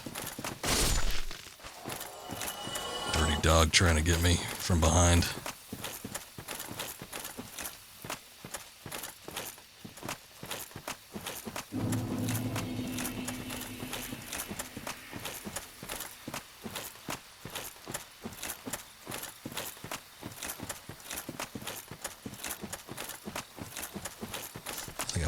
The bonfire that's around here.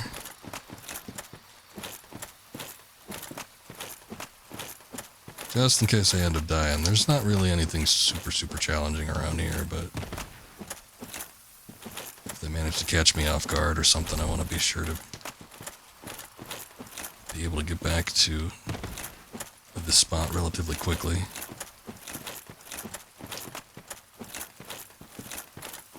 I don't remember where this damn bonfire is, actually. It's gotta be around here somewhere.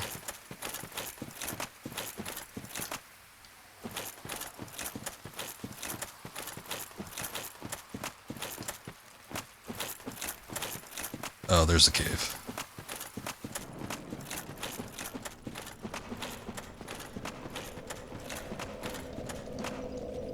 Okay. Rest here. If I die, we can spawn back there.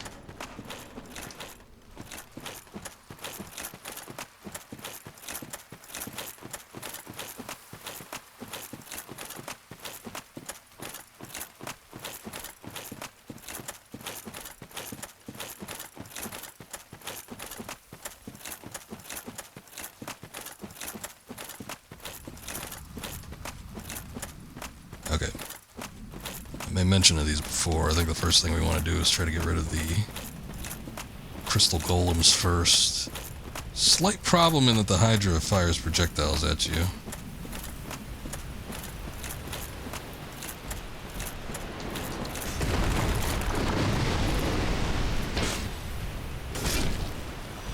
Oh, I can take these guys out in one hit now.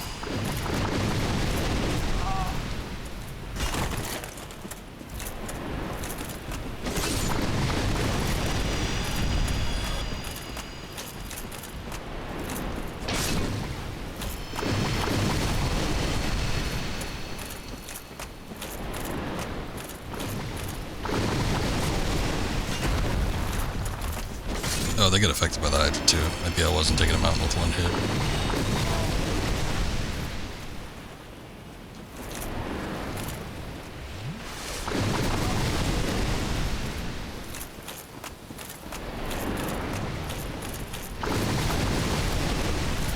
Okay, again, I beat the Hydra at Ash Lake, so I'm assuming this one isn't going to be like too much harder, but I guess we'll see.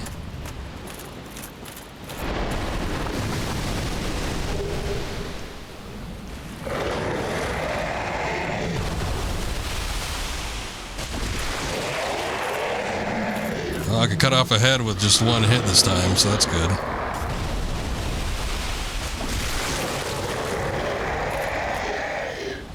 Basically, just have to keep cutting off the heads until it finally dies.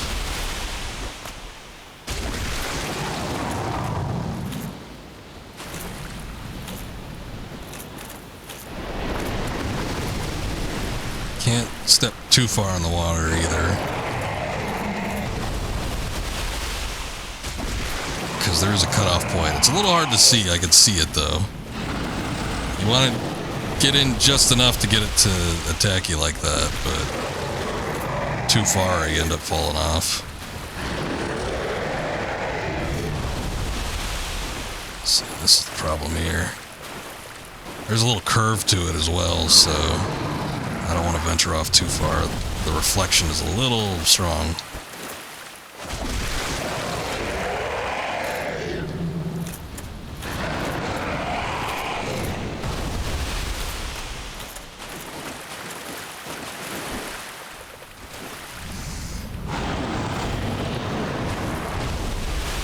Weird that he attacks like all the way on the side like that though. It's a shame.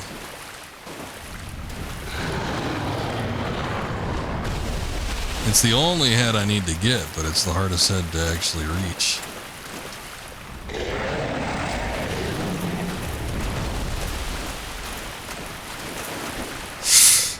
I was close to the edge there, way too close.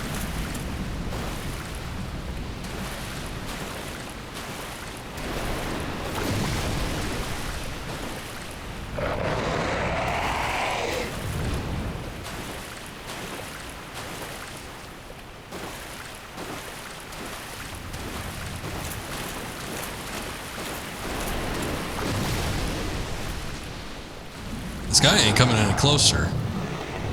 And the way that head bends, son of a bitch, I might just here.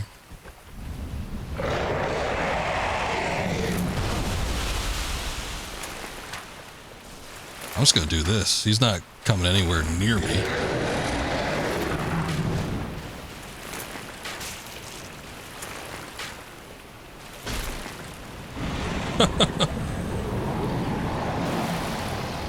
Alright. Well, kind of an anticlimactic end. Dust Crown Ring. Okay, that might have something to do with it. Let's see. Let's see what this is. Okay, no. Grants extra sorcery castings by half HP. Alright, that ain't it.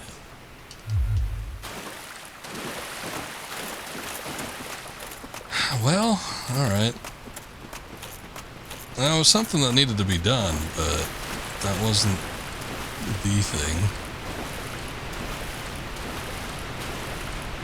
Is there something over here, maybe? It's hard to even tell. Like, there's a bunch of reflections going on. There'll be a point where I fall off this thing pretty soon here.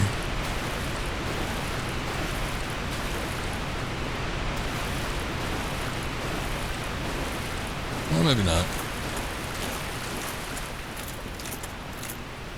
There's a ladder, I think that goes up to the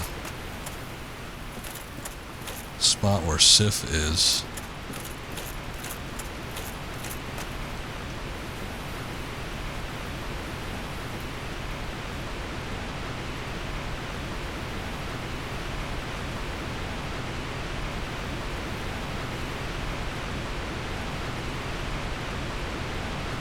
It's a long one, too. I think I came up here previously and slid all the way down the ladder and saw that it got me so close to the Hydra that I was like, turned around, just started climbing back up.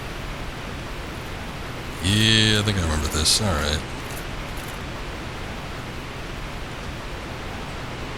I don't know, I had this lingering feeling like there was something over here that we needed to get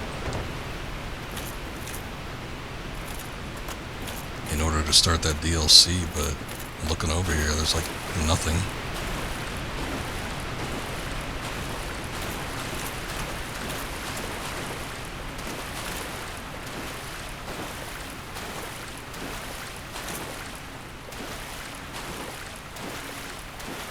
It seems to go on for a bit.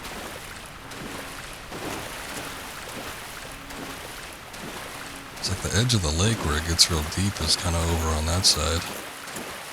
Maybe there's something back here.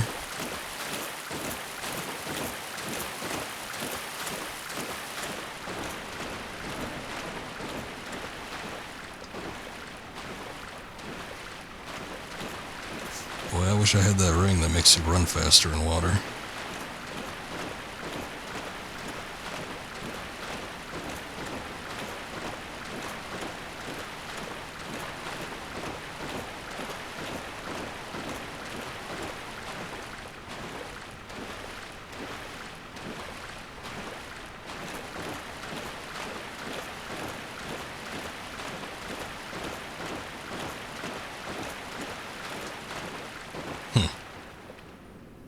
Well, you go all the way back here, but there ain't nothing back here. So, cool, I guess. That's a whole lot of area for nothing around.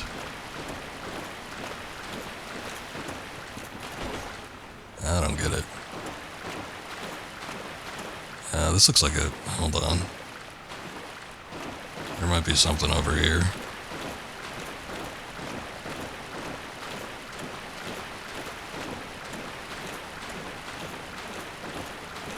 Kinda looks like more of the same.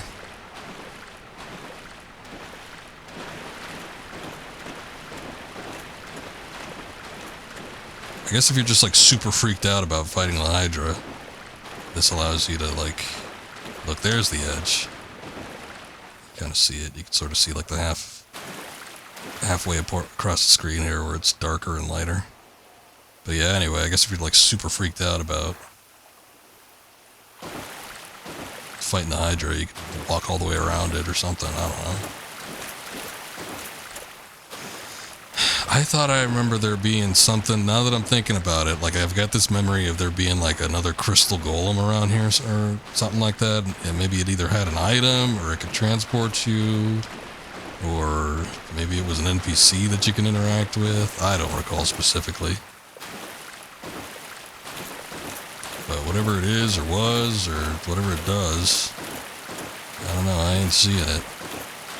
It's a possibility that it might be something that we need to reset the world for, like we need to go to a bonfire, rest at it, and you know, once we come back here with the Hydra officially despawned, maybe there's something we can get. Just look at the waterfall real quick and see if there's like a cave or something back there. No, it doesn't look like it.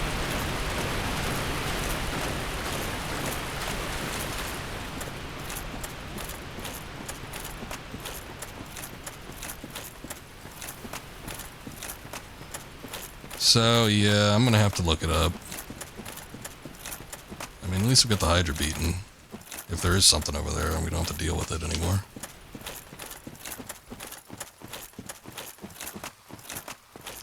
But I'll look it up. We've got all the Lord Souls that we could collect. We've done all of Anor Londo. The only thing really left is everything in the DLC. And just the final boss. So, grand scheme of things, considering everything that goes into this game, that's not a ton. Which we ended up getting through this game a little bit quicker than I thought. Now some of the streams have been a little longer. You know, getting up to about 4 hours or so for some of them, so that's relatively long, but